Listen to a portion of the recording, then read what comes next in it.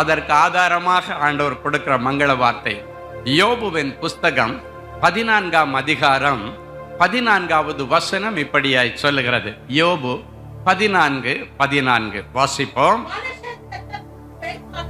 மனுஷன் செத்த பின் பிழைப்பானோ? எனக்கு மாறுதல் எப்போது வரும் என்று எனக்கு குறிக்கப்பட்ட போராட்டத்தின் நாட்கள் எல்லாம் நான் பொறுமையாய் காத்திருக்கிறேன். ஹல்லேலூயா. போராட்டத்தின் முடிவு நாளுக்காக காத்திருக்கிறேன். ஆமென் சொல்லுங்க. போராட்டத்தின் முடிவு நாளுக்காக நான் காத்திருக்கிறேன்.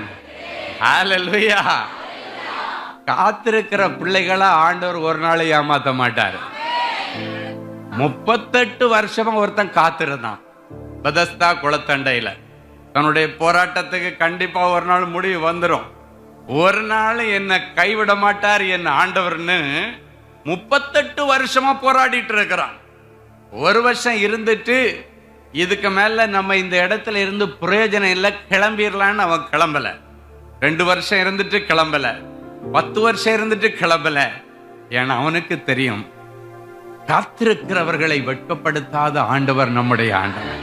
பொறுமையா காத்திருக்கிறவங்களுக்கு கண்டிப்பா ஆண்டவர் அற்புதம் செய்வார். நீங்க அந்த பெதஸ்தா குளத்தண்டையில காலு கை விளங்காம கிடந்தவன், 38 வருஷமா கிடந்தவனை குணப்படுத்துறதுக்காகவே இயேசு ஒரு ஸ்பெஷல் ப்ரோக்ராம் போட்டு வந்திருக்காரு. இன்னைக்கு உங்க போராட்டத்துக்கு முடிவு நாள் கொடுக்கிறதற்கு கர்த்தர் இந்த ஸ்பெஷல் ப்ரோக்ராம உங்களுக்காக இந்த திருச்சபையில கொண்டு வந்திருக்கிறார். ஹல்லேலூயா. அன்னைக்கு அவங்க போராட்டத்திற்கு முடிவுக்கு நாளை கொண்டு வர்றதுக்கு பெதஸ்தாவை தேடி போன ஆண்டவர், இன்றைக்கு உங்க போராட்டத்திற்கு முடிவு நாளை கொடுப்பதற்கு இந்த மைட்டி காட் திருச்சபையிலே உங்களை தேடி வந்திருக்கிறார். ஆமென். அதன் பிறகு அந்த இடத்திலிருந்து அவன் திரும்பி வீட்டிற்கு போகும் பொழுது போராட்டத்திற்கு முடிவை கண்டவனாய் புறப்பட்டு போனான். அதே போல நீங்களும் இந்த இடத்திலிருந்து இன்னைக்கு கிளம்பி போகும்போது போராட்டத்துக்கு முடிவு கண்டுபிடித்தவர்களாய் புறப்பட்டு போறீங்க. ஹல்லேலூயா. நிச்சயமாக முடிவு உண்டு. உங்க நம்பிக்கை வீண் போகாது. இந்த இடத்துல யோபு சொல்லுகிறான், ஒரு மனுஷன் செத்த பின் பிழைப்பானோ? சிலர் சொல்லுவாங்க, ஒவ்வொரு நாளும் நான் செத்து செத்து செத்து பிழைக்கிறேன் பிரதர் என்று சொல்லுவாங்க. ஒவ்வொரு நாளும் செத்து செத்து தான் பிழைக்கிறேன்னு சொல்லுவாங்க. யோபு சொல்லுகிறான், செத்த பின் ஒரு மனுஷன் பிழைப்பதற்கு வாய்ப்புண்டோ? வாய்ப்பில்லை. ஆனாலும் சொல்லுகிறான், எனக்கு ஒரு நாள் மாறுதல் வரும் என்று நம்பி சொல்லுகிறான். எனக்கு மாறுதல் எப்போது வரும் என்று குறிக்கப்பட்ட போராட்டத்தின் நாளெல்லாம் பொறுமையாய் காத்திருந்தான். அப்படின்னா என்ன தெரியுமா? இன்னைக்கு தூங்கி எழும்பும் போது நாளைக்கு காலையிலேயாவது எனக்கு போராட்டத்துக்கு முடிவு வராதா? நாளைக்கு பாப்பான் ஒன்னும் நடக்கல, ஆண்டவரே இன்னைக்கு நைட்டோட நைட்டாவது என் போராட்டத்துக்கு முடிவு வருமா? ஒவ்வொரு நாளும் அவன் எதிர்பார்த்துட்டே இருந்தான். ஒன் ஃபைன் மார்னிங் அவன் நம்பிக்கை வீண் போகல. காலையில எழும்பி உட்கார்ந்து இருக்கிறான். அதுக்கு முந்தின நாள் தன் சிநேகிதர்களுக்காக ஜெபித்தான். அதன் பிறகு ஆண்டவர் காலையில எழும்பும் பொழுது என்ன நடக்கிறது? அவன் சரீரத்துல இப்படியெல்லாம் வியாதி வந்துச்சா அப்படின்னு ஒரு அங்க அடையாளமே இல்லை. அழுகி நாறு கிழிஞ்சு தொங்கின அந்த சதைகள் எல்லாம் ஒரே நைட்ல one fine morning miracle happen. அதான் ஆண்டவர் சொல்றார். ஒரே நைட்ல, கொஞ்சம் கொஞ்சமா எல்லாம் இல்லை, இன்னைக்கு கொஞ்சம் நாளைக்கு கொஞ்சம், அப்படி அல்ல. ஆண்டவருடைய உபத்திரவத்திற்கு போராட்டத்திற்கு முடிவு நாளை ஆண்டவர் கொண்டு வரும் பொழுது திடீரென்ற எல்லாம் தலைகீழாய் மாறிவிடும். ஏற்கனவே நல்லா இருந்தது தலைகீழா மாறிச்சு, இப்ப மறுபடியும் அது நிமிர்ந்துடும். ஹல்லேலூயா. ஒரே நைட்டுக்குள்ளால அவனுடைய எல்லா போராட்டத்துக்கு முடிவு வந்தது. என் அன்பு தேவனுடைய பிள்ளைகளே, நான் சொல்றான், எனக்கு எப்போதும் மாறுதல் வரும். நிறைய பிள்ளைங்க, ஆண்டவரே என் வாழ்க்கையில என்னைக்குதான் ஒரு விடிவு கால், என்னைக்குதான் ஒரு விமோச்சனம், என் வியாபாரத்துல என்னைக்கு ஒரு மாற்றம் வரும், என்னுடைய வேலை ஸ்தலத்துல எப்பொழுது ஒரு மாற்றம் வரும், என் ஊழியத்துல எப்பொழுது ஒரு மாறுதல் வரும், என்னுடைய சரீரத்துல சில பிரச்சனைகள் இருக்கிறது, எப்பொழுது இதிலிருந்து மாறுதல் வரும் என்று குறிக்கப்பட்ட போராட்டத்தின் நாளெல்லாம் அவன் பொறுமையாய் காத்திருந்தான். என் அன்பு தேவனுடைய பிள்ளைகளே, இந்த குறித்த நாள் வந்த பொழுது வேதம் சொல்லுகிறதல்லவா, ஆபகுக் 2:3 குறித்த நாளுக்கு தரிசனம் வைக்கப்பட்டிருக்கிறது. குறித்த நாளுக்கு உன் போராட்டத்தின் முடிவு வைக்கப்பட்டிருக்கிறது. முடிவிலே அது விளங்கும், அது பொய் சொல்லாது, அது தாமதித்தாலும் அதற்கு காத்திரு, அது நிச்சயமாய் வரும். இனி தாமதிக்காமல் வரும். எப்ப பிரதர் மாறுதல் வரும்? இனி தாமதிக்காம உடனே வரேன்னு ஆண்டவர் சொல்லுகிறார். அல்லேலூயா. பல வருஷங்கள் நீங்கள் தடுமாறினது உண்மை, கஷ்டப்பட்டது உண்மை, துன்பப்பட்டது உண்மை. ஆனால் ஆண்டவர் சொல்கிறார், துன்பத்தை கண்ட வருஷங்களுக்கும் வேதனைகளையும் கஷ்டங்களையும் கொடுமைகளையும் கொடூரங்களையும் அவமானங்களையும் சந்தித்த வருஷங்களுக்கும் சரியாக உங்களை மகிழ்ச்சியாக்குவார். ஹல்லேலூயா. இந்த மகிழ்ச்சி பெருவிழாவில் ஆண்டவர் சொல்லுகிறார், துன்பத்தை கண்ட வருஷங்களுக்கு சரியாக உங்களை மகிழ்ச்சியாக்குவார். ஆமென். அன்பு தேவனுடைய பிள்ளைகளே, அன்னைக்கு சாதாரணமா எல்லாம் ஒரு மாற்றம் வரல. முன்பிருந்ததை காட்டிலும் இரட்டிப்பான ஆசீர்வாதங்களை கர்த்தர் யோபுவுக்கு கொடுத்தார். அல்லேலூயா. யோசித்து பாருங்க, மட்டன் அடி மேல அடி. இன்னைக்கு நிறைய பேர் யோபுவை போல அடி மேல அடி வாங்கிட்டு எழும்ப முடியாம உட்கார்ந்து இருக்கிறீங்க. அடி மேல அடி. ஒருத்தன் சொல்றான், நம்முடைய எல்லா மிருக ஜீவன்கள் எல்லாம் அழிந்து போய்விட்டது. இன்னொருவன் சொல்லுகிறான், ஐயா நம்முடைய பிள்ளைகள் எல்லாம் வீட்டுல உட்கார்ந்து விருந்து சாப்பிட்டு கொண்டிருக்கும் பொழுது ஒரே நாளிலே எல்லா பிள்ளைகளும் அழிந்து போய்விட்டார்கள். எப்படி இருக்கும்? இட்டி விழுந்தது மாதிரி அப்படி அடி மேல அடி. அப்படியே ஒவ்வொரு துர்ச்செய்தியும் வர வர ஒருத்தன் சொல்லிட்டு அப்படி போகிறான். அது அவனுக்கு துக்கத்தை கொடுத்தது. சரி பரவாயில்ல, மீதி கொஞ்சம் இருக்குது வச்சுக்கலான்னு கொஞ்சம் தலை எடுக்கிறதுக்குள்ளால இன்னொருவன் இன்னொரு செய்தி சொல்லுகிறான், துர்ச்செய்தி.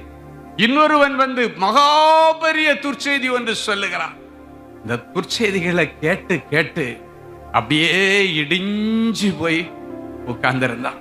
உங்களுடைய வாழ்க்கையிலும் தொடர்ந்து துர்ச்செய்திகள், பிள்ளைகளை குறித்த துர்ச்செய்திகள், வேலையில ஒரு துர்ச்செய்தி, வருமான காரியத்தில் ஒரு துர்ச்செய்தி, ஆவிக்குரிய வாழ்க்கையில ஒரு துர்ச்செய்தி, தொடர்ந்து துர்ச்செய்திகள் அடி பட்டு பட்டு பட்டு எழும்ப முடியாம அப்படியே சாம்பலிலே உட்கார்ந்த யோபுவை போல இன்னைக்கு ஒருவேளை நீங்க உட்கார்ந்திருக்கிற நிலைமையில இந்த இடத்துல வந்திருக்கலாம். எப்பவுமே அடி மேல அடி வாங்கும் பொழுது அவன் அறியாமலே முக ரூபம் எல்லாம் மாறிவிடுகிறார். அது மட்டும் இல்ல, கடைசியாக அவனுக்கு சரீரம் முழுவதும் பருக்கள், சரீரம் முழுவதும் புண்கள் அப்படியே கிழிஞ்சு தொங்குது. ஓட எடுத்து சரீரத்தில் எல்லாம் சுரைஞ்சுக்கிட்டு இருக்கிற ஒரு நிலைமை. அப்பொழுது அவனுடைய நண்பர்கள் வருகிறார்கள். தூரத்துல வரும் பொழுது யோபுவை பார்க்கும் பொழுது இது யோபுவா என்று சொல்ல முடியாத அளவுக்கு உரு குலைந்து போயிருந்தானா. ஆளே அடையாளம் தெரியலையா?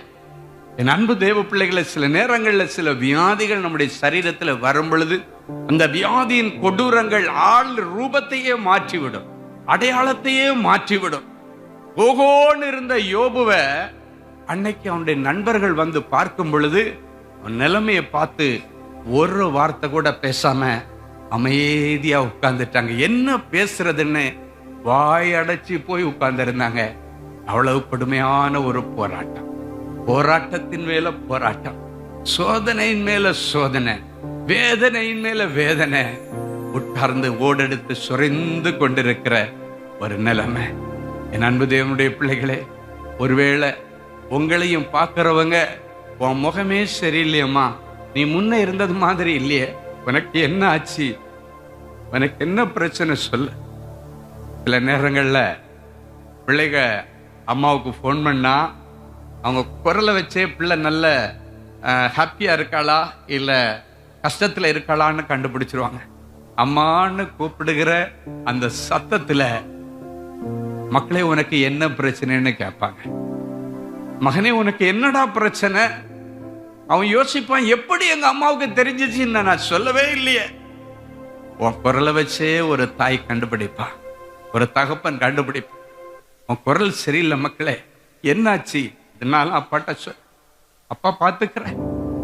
என்ன பிரச்சனை இல்ல அம்மாட்ட சொல்லு, உனக்கு என்ன ஆகணும், என்ன பிரச்சனை, யார் மூலமாக பிரச்சனை. ஒரு சத்தத்தை வைத்து ஒரு தாய் தகப்பன் தன் பிள்ளையுடைய கஷ்டத்தை புரிந்து கொள்வார்களே. ஆனால் உன் கூடவே நடக்கிற உன் இயேசுவுக்கு உன் பிரச்சனை தெரியாதா? நோடு கூட நடக்கிற உன் நிழலான என் இயேசுவுக்கு உன் பிரச்சனை தெரியாதா? நீ யோசிக்கலாம், என்ன அப்படின்னா பார்த்துட்டு கண்டும் காணாதவர் போல என் ஆண்டவர் இருக்கிறார். சில நேரங்கள்ல நம்மளை சோதனையின் உச்சக்கட்டத்தில் அனுப்பி வேதனையின் மேல் வேதனையை கொடுக்கிறாருனாலே நீங்க நினைச்சுக்கலாம், வேதனையின் மேல வேதனை வருதுன்னா ஆசீர்வாதத்தின் மேல ஆசீர்வாதம் வரப்போகிறது என்று அர்த்தம். அல்லேலூயா. நீ எவ்வளவுக்கு அவ்வளவு உடைக்கப்படுவாயோ அவ்வளவுக்கு அவ்வளவு உருவாக்கப்படுவாய். இவங்க மூலமாக எனக்கு இப்படி ஒரு கஷ்டம் வந்துருச்சு, இவங்க கிட்ட இருந்து நான் இதை எதிர்பார்க்கலன்னு நீ நினைக்கலாம். அப்படிப்பட்டவர்கள் மூலமாக கூட உங்களுக்கு நெருக்கம் வந்திருக்கலாம். யோபுவை தூஷித்தவங்க ரொம்ப நெருங்கின நண்பர்கள் மட்டும் இல்ல, அவருடைய மனைவி தூஷிக்கிற எல்லாரும் ஆளுக்கு ஒரு பக்கத்துல தூஷிச்சுட்டே இருக்கிறாங்க. ஆனாலும் அவன் எல்லாவற்றையும் தாங்கி கொண்டு ஆண்டவர் கொடுத்த கொஞ்சம் பலத்துல உட்கார்ந்து இருந்தான். ஏன் தெரியுமா? அவனுக்கு தெரியும், எனக்கு மாறுதல் ஒரு நாள் வரும். என் ஆண்டவர் என்ன அப்படியே விட்டுற மாட்டாரு. கண்டிப்பா எனக்கு ஒரு மாற்றம் வரும், இந்த சூழ்நிலை கண்டிப்பாக மாறும் என்று அவனுக்கு தெரியும். என் அன்பு தேவனுடைய பிள்ளையே, உன் சூழ்நிலை மாறும் என்கிற நம்பிக்கையில தான் நீ இன்னைக்கு வந்திருக்கிற. ஆண்டவர் மாற்றுகிறவர். சொல்லுங்க, ஆண்டவர் மாற்றுகிறவர். ஆண்டவர் எல்லா சோதனையை மாற்றுகிறவர், போராட்டத்தை மாற்றுகிறவர், வியாதியை மாற்றுகிறவர். அவர் மாற்றுகிறவர். ஹல்லேலூயா. மாற்றுகிற என் ஆண்டவர் வாக்கு மாறாதவர் என்பதை இன்றைக்கு ஆண்டவர் சொல்லுகிறார். ஆமென். யார் மூலமாக உனக்கு பிரச்சனை வந்திருந்தால் ஆண்டவருக்கு தெரியாம ஒண்ணு அது வராது. சில நேரங்கள்ல நம்மளை உருவாக்குவதற்கு சில காரியங்களை ஆண்டவரே அனுமதிப்பார். வேதம் சொல்லுகிறது, பார்வோனுடைய இருதயத்தை ஆண்டவரே கடினப்படுத்தினாரா. ஏன் கடினப்படுத்தினார் தெரியுமா? இந்த பார்வோனுடைய இருதயம் கடினப்பட அந்த ஜனங்களை அவன் கடினமாய் நடத்துவான். அப்பதான் இந்த ஜனங்கள் ஆண்டவரை நோக்கி, ஆண்டவரே இந்த போராட்டத்திலிருந்து எங்களுக்கு விடிவு காலம் வேணும், நாங்க இங்க ரொம்ப நெருக்கப்படுறோம், ரொம்ப துக்கப்படுறோம், இங்க நாங்க ரொம்ப கொடுமையை அனுபவிக்கிறோம் என்று ஆண்டவரை நோக்கி உதவி கேட்பார்கள். அதுக்காகவே சில நேரங்கள்ல ஆண்டவரே நம்மை நெருக்குவதற்கும் வாய்ப்பு இருக்கிறது. எதுக்கு தெரியுமா? நம்ம ஒருவேளை ஆண்டவரை விட்டு தூர போயிட்டா, என் பிள்ளை இன்னும் கிட்ட வரணுமே, இன்னும் கிட்டி சேரணுமே, என் பிள்ளை என் கையை பிடிச்சிட்டு நடக்கணுமே என்கிற ஒரு ஆதங்கத்துல சில நேரங்கள்ல நீங்கள் நெருக்கப்படுவீர்கள். நீங்க நெருக்கிறவங்களை வச்சு நீங்க ஒரு நாளும் அவங்கள கோபப்படவோ அவங்கள சில நேரங்கள்ல நீங்க தூசிக்க வேண்டிய அவசியம் இல்லை. ஆனால் ஆண்டவரிடத்துல கிட்டி சேருவதற்கு இவர்களை ஆண்டவர் இப்பொழுது பயன்படுத்துகிறார். ஆண்டவர் சொல்லுகிறார், அன்றைக்கு பார்வோருடைய இருதயத்தை நான் கடினப்படுத்தினேன் என்று சொல்லுகிறார்.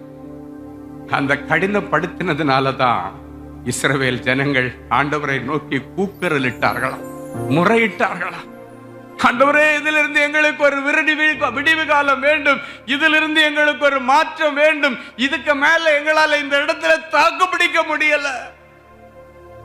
சில நேரங்கள்ல நீங்க சொல்லுவீங்க, முடியல ஆண்டவரே, என்னால தாக்கு பிடிக்க முடியல ஆண்டவரே, நானே எவ்வளவுதான் போராடுகிறது, எத்தனை மாதங்கள் தான் போராடுவது, எத்தனை வருஷங்கள் தான் போராடுகிறது, என்னால முடியல ஆண்டவரே, என்னால முடியல ஆண்டவரே, ப்ளீஸ் ஹெல்ப் மீ ஆண்டவரே. எல்லா பக்கத்துல நெருக்கப்பட்டிருக்கிற ஆண்டவரே, எல்லா இடத்துல உடைக்கப்பட்டிருக்கிற ஆண்டவரே, உங்களை நம்பி வந்திருக்கிற எனக்கு உதவி செய்யுங்க ஆண்டவரே என்று நீங்க கேட்கும் பொழுது ஆண்டவர் ஓடி வந்து உங்களுக்கு உதவி செய்வார். எப்பொழுதுமே நீங்க கஷ்டத்தின் மேல் கஷ்டம் வருதுன்னா உடனடியாக நீங்க நினைக்கணும், இந்த கஷ்டத்துக்கு ஒரு முடிவு காலம் வர. சில நேரங்கள்ல நம்ம ரொம்ப துக்கப்படும் பொழுது நமக்குள்ளால யாராவது அந்த நேரத்துல நம்மளை கிண்டல் பண்ண நமக்குள்ளால வெறி வந்துடும். அவங்கள பார்த்து சொல்லுவோம், எனக்கும் ஒரு காலம் வரும், அப்ப நான் பேசிக்கிறேன், எனக்கும் ஒரு நாள் வரும். அந்த வார்த்தை உன் அடி வயிற்றிலிருந்து வருகிற வார்த்தை, உன் அடி வயிற்றிலிருந்து வரும். என்ன இப்படி எல்லாம் நீ பேசுற, இப்படி எல்லாம் நடத்துற, எனக்கும் ஒரு காலம் வரும் என்று சொல்லுவோம் அல்லவா? அதுதான் இந்த வார்த்தை, எனக்கு மாறுதல் வரும், எனக்கு மாறுதல் வரும். வரது வரைக்கும் நான் அவரை விட மாட்டேன். இந்த போராட்டத்தின் நாளெல்லாம் நான் பொறுமையா காத்திருப்பேன். முடிவு வரும். முடிவு வந்ததா இல்லையா? எப்படி வந்துச்சு? இரட்டிப்பான நன்மையில வந்துச்சு. ஹல்லேலூயா, ஹல்லேலூயா. ஒரு முறை இலங்கை தேசத்திற்கு நான் ஊழியத்திற்கு போயிருக்கும் பொழுது என்ன ஊழியத்துக்கு கூப்பிட்டு அந்த சகோதரர் சொன்னார், ஐயா நான் உங்களை ஒரு வீட்டுக்கு கூப்பிட்டு போறேன். யார் வீடு, அவர் என்ன பண்றாரு பிரதர்ன்னு கேட்டேன். அவரை சொன்ன வார்த்தை, வாழ்ந்து கெட்ட ஒரு மனுஷனுடைய வீட்டுக்கு உங்களை கூட்டிட்டு போறேன். அவருடைய பேர் நல்லா தெரியும் அவருக்கு. அவருடைய பேர் டேபியஸ். டேபியஸ்ன்னு சொல்லல, எங்கப்பா கூட்டிட்டு போறேன்னு கேட்டா அந்த பாஸ்டர் சொல்றாரு, வாழ்ந்து கெட்ட ஒரு மனுஷனுடைய வீட்டிற்கு உங்களை கூட்டிட்டு போறேன்னா. சரி போவோம் அப்படின்னு சொன்னேன்.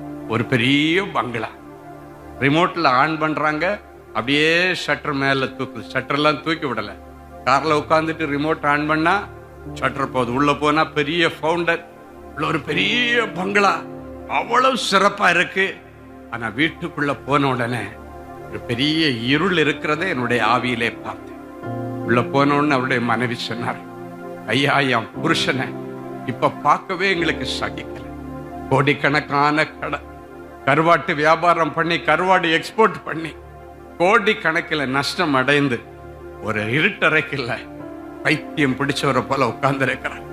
யாரிடத்திலும் பேசுவதில்லை, வெளிச்சம் போடுவதில்லை, லைட்டே போட விட மாட்டேன்றார்.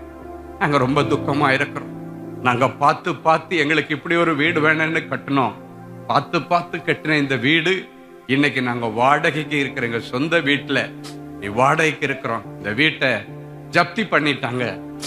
கொஞ்ச நாள் நாங்க டைம் வாங்கி இந்த வீட்டுக்குள்ள உட்கார்ந்து இருக்கிறோம். ஏன்னா வெளியே தலை காட்ட முடியல, பயங்கர கடன் என்று சொன்னார். சரி நான் ஐயாவை பார்க்கிறேன் அப்படின்னு சொல்லும் பொழுது, இல்ல அவர் ஒரு மாதிரி ரொம்ப டிப்ரெஷனுக்குள்ள போனதுனால யார் போனாலும் திடீர்னு முரட்டாட்டமா அவரு இறங்கிடுவார், முரட்டாட்டத்துல இறங்கிடுவாரு. நீங்க போக வேண்டாம் பிரதர், அது உங்களுக்கு டேஞ்சர், உங்களை உள்ள அனுப்ப மாட்டேன், நாங்களே உள்ள போறதில்லை என்று சொன்னார். நான் சொன்னேன், இல்ல ஏசப்பா இன்னைக்கு அவரை பார்க்க விரும்புறாரு, ஏசப்பாவை மீறி அங்க ஒண்ணும் நடக்காது, நீங்க என்ன போக மாட்டேன் அலோவ் பண்ணுங்க என்று சொல்லிவிட்டு அப்படியே ஜபத்தோட, ஆண்டவரே நான் இல்ல நீங்க என் கூட வாங்க. அப்படியே தட்டின உடனே தட்டிட்டு கதவை நானே திறந்துட்டு உள்ள போனேன். சொன்னாரு, நீங்க யாரு, எதுக்காக வந்தீங்க? நான் யாரையும் பார்க்க விரும்பல என்று சொன்னார். எடுத்த உடனே நான் யாரையும் பார்க்க விரும்பல, கெட் அவுட் என்று சொல்லுகிறார், கத்துறாரு. நான் சொன்னேன், உங்களுக்கு யாரையும் பார்க்க பிடிக்கல, ஆனா இயேசுக்கு உங்களை பார்க்க பிடிச்சி உங்களை விசாரிச்சு உங்களுக்கு உதவி பண்ண வந்திருக்காரு. ஹல்லேலூயா. இயேசு வந்திருக்காரு, உன்னை விசாரிச்சு உன்னை ஹெல்ப் பண்ண வந்திருக்கிறாரு, உனக்கு சகாயம் பண்ணும்படி நான் வந்திருக்கிறேன். என் நீதியின் வலக்கரத்தினால மறுபடியும் உன்னை தூக்கி விட வந்திருக்கிறேன் என்று சொன்ன பொழுது ஓன்னு அலாரம். நான் சொன்னேன், அண்ணே இன்னைக்கு சாயங்கால மீட்டிங்ல முன் வரிசையில நீங்க உட்காரணும், வாங்க வெளியே வாங்க, நான் இப்ப உங்களை வெளியே கூட்டு போறேன். நான் வெளியே போனா எனக்கு என்ன நடக்குன்னு சொல்ல முடியாது. எல்லாம் கொலவரியில உட்கார்ந்துருக்காங்க, என்னை பார்த்தா கொன்னுருவாங்க. நான் வீட்டுக்குள்ள இருக்கிறதே யாருக்கு தெரியாது, ஊரை விட்டு ஓடிட்டேன்னு எல்லாரும் நினைச்சிட்டு இருக்கிறாங்க என்று அந்த சகோதரர் சொன்னார். நான் சொன்ன, ஆண்டவர் உங்க கூட வரும்பொழுது யார் உங்க மேல கை வைக்க முடியும்? ஒருவனும் கை போட முடியாது, உங்க மேல ஒருவனும் கை போட முடியாது. நான் உங்க கூட வர்றேன், நீங்க கிளம்பி வாங்கன்னு சொல்லி அவரை குளிக்க வச்சுட்டு அப்புறம் கூட்டு போய் ஒரு பார்வர் ஷாப்ல வச்சு தாடி எல்லாம் கரெக்டா ஷேப் பண்ணி எல்லாம் ரெடி பண்ணி அவரை குளிச்சு பழையபடி கொண்டு இப்ப நம்ம ஃபேக்டரிக்கு போறோம். அவர் பெரிய கருவாடு ஃபேக்டரி, ஒரு பெரிய குடோன், அங்க போறோம். இல்லையா, அங்கதான் எல்லாரும் பார்த்துட்டு இருக்கிறாங்க. எல்லாரும் வந்து நாங்க எப்ப ஷட்டரை ஓபன் பண்ணுன்னு பார்த்துட்டு இருக்காங்க. அவங்க பார்த்துட்டு இருக்கணும்னு தான் ஆண்டவர் ஒன்ன கூப்பிடுறாரு, நீ வா அப்படின்னார். பயமா இருக்குன்னாரு. ஒருவனும் உண்மையில கை போடுவதில்லை சொல்லிட்டு சொன்னாரு, உன் சத்துருக்கள் இன்றைக்கு உன்னிடத்திலே சமாதானமாய் வருவார்கள். வெறி பிடிச்சவன் எல்லாம் இன்னைக்கு சமாதானமாய் வருவார். இதை நீ நம்பி வா மகனேன்னு சொல்லி நானே கூட கூட்டுட்டு என்னை ஊழியத்துக்கு கூப்பிட்ட பாசையும் கூப்பிட்டு நாங்கள் நேரம் போனோம். சற்ற துறந்தம் பார்த்தா 2-3 பேர் துபு துபு துபு துபு துபு கும்பல் தான் வந்தாங்க. அப்பொழுது அவருக்கு சீட்டில் உட்கார வச்சிருக்கிறேன், நானும் உட்கார்ந்துருக்கிறேன், ஜெபமணிட்டே உட்கார்ந்துருக்கிறேன். ஒருத்தர் வந்தார், டமால்னு அடிப்பாருன்னு நினைச்சிட்டு இவர் சொல்றாரு, இவர் தான் அவனை கொன்னுருவன்னு சொன்னவர். வந்து டமால்னு அவருடைய காலில் விழுந்து, என்ன டேபியஸ், நீ எவ்வளவு பெரிய நல்ல நல்ல தாளந்தானவ, எவ்வளவு திறமை இருக்கு, எவ்வளவு பையஸ் வாங்கிட்டே இருக்கிறாங்க, திடீர்னு ஒரு நஷ்டம் வந்துன்னு நீ இப்படி எல்லாம் ஓடலாமா? நீ ஒன்னும் கவலைப்படாத, மறுபடியும் உனக்கு எத்தனை கோடிக்கு வேணாலும் நான் உனக்கு சப்ளை பண்றேன். ஹல்லேலூயா. உன்னை நம்பி நான் சப்ளை பண்றேன், உன்னால முடியும், நீ எங்கேயும் ஒளிஞ்சு போக கூடாது. ஹல்லேலூயா. நீ எனக்கு தர வேண்டிய பல கோடி ரூபாய் பணத்தை நீ எப்ப வேணாலும் கொடு, அதை உங்ககிட்ட கேட்கவே மாட்டேன். பல கோடி கொடுக்கணும், கேட்கவே மாட்டேன், எப்ப வேணாலும் கொடு, நான் உன்னை கேட்கவே மாட்டேன். அவருக்கு ஒரே ஆச்சரியம், என்ன நடக்குதுன்னு அவரால் நம்ப முடியல. ஏன்னா கடைசியா அந்த ஷட்டரை மூடுக்கு முன்னாடி, நாளைக்கு பணம் தரலன்னா உன்னை கொன்னு வேணும் மிரட்டினவன் சொல்றான், உனக்கு எத்தனை கோடிக்கு வேணா நான் இப்ப கூட உனக்கு சப்ளை பண்றேன், நீ ஒழுங்கா இனி நான் கொடுக்கிற பொருளை நீ எக்ஸ்போர்ட் பண்ணி வர வருமானத்தை நீ எடுத்துட்டு எனக்கு பிக்ஸ் பண்ற பிரைஸ் மட்டும் நீ கொடுத்தா போதும், நான் உனக்கு உதவி செய்யறேன் அப்படின்னு இப்படி கையை எடுத்து அப்படி அப்படி தம்பன்றான், அப்படி அடிக்கிறார், இப்படி அடிக்கிறாரு அவர்கிட்ட. இவர் யோசிக்கிறார், என்னடா இப்படி எல்லாம் விளையாட்டு நடக்குது, எனக்கு ஆச்சரியமா இருக்கிறது அப்படின்னு யோசிச்சுட்டு இருக்காரு. அப்பதான் நான் அந்த சகோதரனிடத்துல சொன்னேன், கர்த்தர் இன்னைக்கு அவர் ஆசீர்வதிச்சிருக்கிறாரு, இனி அவருடைய ஆசீர்வாதத்தை ஒருவனும் தடுக்க முடியாது. ஹல்லேலூயா. நல்லா கொடுங்கய்யான்னு சொல்லி அவருக்கும் ஒரு பிரேயர் பண்ணி அவரை அனுப்பி விட்டேன். கொஞ்ச நேரத்தில் பார்த்தாச்சுன்னா இன்னொரு குரூப் வருது, அவங்க வந்து சொல்ற, அவங்களும் அதே மாதிரி தான், என்ன what man you are doing, this is silly thing, what you are doing, இதுக்காக நீ எஸ்கேப் ஆவியா, be cool man, be cool மேன்ன்றா. கோபமா இருக்கிறவன் அவன் சொல்ற, be cool man, be cool man அப்படின்றார். சொல்லிட்டு சொல்றாரு, what you want, how much money you want, I will lend you, நான் உனக்கு என்ன இன்வெஸ்ட் பண்றேன் அப்படின்னு அவன் சொல்றான். ஏற்கனவே பல கோடி கொடுக்கணும். அவங்க வந்து சொல்றான், இவர் யோசிக்கிறாரு, நம்ம பார்க்கறது கனவா நனவா, எவ்வளவு போராட்டங்களுக்கு முடிவை கொண்டு வரும்படி கர்த்தர் ஒரு நாள் அவருக்கு உதவி செய்ய இறங்கினார். ஹல்லேலூயா. மெயினா 2 பேர் இவங்க தான் பெரிய கடக்க, மீதி எல்லாம் சில்ற. சொல்லுங்க எல்லாம், மீதி எல்லாம் சில்ற. பெரியவனே ஆண்டவர் ஆஃப் பண்ணிட்டார். சொல்லுங்க, பெரியவனே ஆண்டவர் மெயின் சுவிட்ச் ஆஃப் பண்ற மாதிரி ஆஃப் பண்ணி விட்டார். அப்புறம் சாயங்காலம் முன் வரிசையில் உட்கார்ந்து வார்த்தை எல்லாம் கேட்டார். அப்பொழுது கடைசி அவரை பிளஸ் பண்ணிட்டு வரும்போது நான் சொன்னேன், எந்த சொந்த வீடை பார்த்து பார்த்து கட்டி கண்ணீர் வடிச்சு இதுல வாடகைக்கு இருக்கிறேன்னு நீ நினைக்கிறியோ, இழந்து போன இந்த வீட்டை ஆண்டவர் மறுபடியும் உனக்கு தருவார். அடுத்த முறை இந்த பட்டணத்திற்கு வரும் பொழுது இந்த வீடு மறுபடியும் உனக்கு சொந்தமாயிருக்கும். எந்த பைனான்சியர் இதை அவர் பேர்ல டாக்குமெண்ட் மாத்தினாரோ அவரே உனக்கு டாக்குமெண்ட்டை மாத்தி கொடுத்து மறுபடியும் இந்த வீட்டில் கம்பீரமா நீ இருப்ப. நம்பர் 2, ஆண்டவர் சொன்னார், அடுத்த முறை நான் ஏர்போர்ட்ல வந்து இறங்கினோன்னு இந்த பட்டணத்துல யார்கிட்டையும் இல்லாத பெரிய விலை உயர்ந்த கார்ல வந்து நீ என்ன பிக்கப் பண்ணுவ. ஹல்லேலூயா. என் அன்பு தேவனுடைய பிள்ளைகளை, விலை உயர்ந்த கார்னு ஆண்டவர் சொல்றார். அடுத்த முறை நான் வரும்பொழுது இந்த பட்டணத்துல எத்தனை நாள் இருந்தாலும் என் கூடவே நீ சுத்தி சுத்தி ஊழியம் செய்ய போகிற. கர்த்தர் இந்த வழியை திறப்பா, கடன் எல்லாம் அடைச்சு எனக்கு கூட கூட மிச்சம் கொடுப்பா. கொடுத்துட்டு வந்துட்டேன். 1 மாசம் 2 மாசத்துல திடீர்னு போன் பண்றாரு, பிரதர் என்னென்னமோ நடக்குது. என்னன்னு பார்த்தா ஒரு இத்தனை கண்டெய்னர் யூஎஸ்க்கு, கனடாவுக்கு, ஆஸ்திரேலியாவுக்கு, லண்டனுக்கு தாராளம் அவருக்கு ஆர்டர் வந்துட்டே இருக்கு. மட்டன்னு பண்ணி 2 வருஷத்துல 18 கோடி ரூபாய் கடனை அடைக்க கர்த்தர் உதவி செய்தார். ஹல்லேலூயா. 2 வருடம் கழித்து மறுபடியும் அந்த பட்டணத்திற்கு நான் ஊழியத்துக்கு போறேன். அடுத்த வருஷம் போகவே இல்லை, அதுக்கு அடுத்த வருஷம் தான் போனேன். போகும்போது பார்த்தா ஒரு பெரிய பென்ஸ் கார், அதாவது சாதா கார்ல ஒரு வேன் மாதிரி டைப் ஒரு பென்ஸ் கார், உள்ளே பாத்ரூம் எல்லாம் இருக்கும், எல்லாம் உள்ள ஒரு பெரிய விஐபிஸ் எல்லாம் வச்சிருக்க ஒரு பெரிய வேன் மாதிரி ஒரு பென்ஸ் காரை கூட்டி எடுத்துட்டு வந்து என்னை பிக்கப் பண்ண வந்தாரு. ஆளு ரூபமே நான் அன்னைக்கு பார்த்ததுக்கு இப்பயும் பார்த்தாச்சுன்னா அந்த ஐஸ்வர்யவான்னு சொல்லும் இல்ல, அந்த ஐஸ்வர்யத்தினுடைய முகம், ஐஸ்வர்ய ரூபம் அவருக்குள்ளே காணப்பட்டது. ஹல்லேலூயா. 10 நாள் அழகா எல்லா இடத்துக்கும் அந்த வண்டியில கூட்டு போயிட்டு ஊழியம் செய்து இன்னைக்கு அநேகருக்கு கடன் கொடுக்கிற அளவுக்கு கர்த்தர் மாற்றியிருக்கு. அந்த வீட்டை மறுபடியும் அந்த ஓனர் இந்த பணத்தை எல்லாம் கொடுத்தோன்னு டக்கு டக்குன்னு, அது மட்டும் இல்ல, இவங்க திருப்பி சப்ளை பண்ணாங்க. இப்ப பாத்தீங்கன்னா பழைய கடனை கேட்கவே மாட்டேன்னு சொன்னாங்க, கேட்காமலே அடைக்க கர்த்தர் உதவி செய்தார். இதுதான் நம்ம ஆண்டவர். ஹல்லேலூயா. போராட்டத்தின் முடிவு நாளுக்காக இன்றைக்கு நீ காத்து கொண்டிருக்கிறாய். அந்த போராட்டத்தின் முடிவு நாள் இன்றைக்கு வந்திருக்கிறது என்று கர்த்தர் சொல்லுகிறார். யோபுவை போல செத்து செத்து பிழைக்கிற செத்தபின் மனுஷன் பிழைப்பானோ? நான் உயிரோடு இருக்கிற நாள்ல எனக்கு கட்டாயம் ஒரு மாற்றம் வரும், ஒரு மாறுதல் வரும். என் போராட்டத்தின் முடிவு நாளுக்காக நான் காத்திருக்கிறேன். ஹல்லேலூயா. என்ன வந்தாலும் நம்புவேன் என் நேசமீட்பரை, யார் கைவிட்டாலும் பின் செல்வேன் எனது இயேசுவை. அகல ஆழ உயரமாய் எவ்வள வந்து கூர்ந்தார்,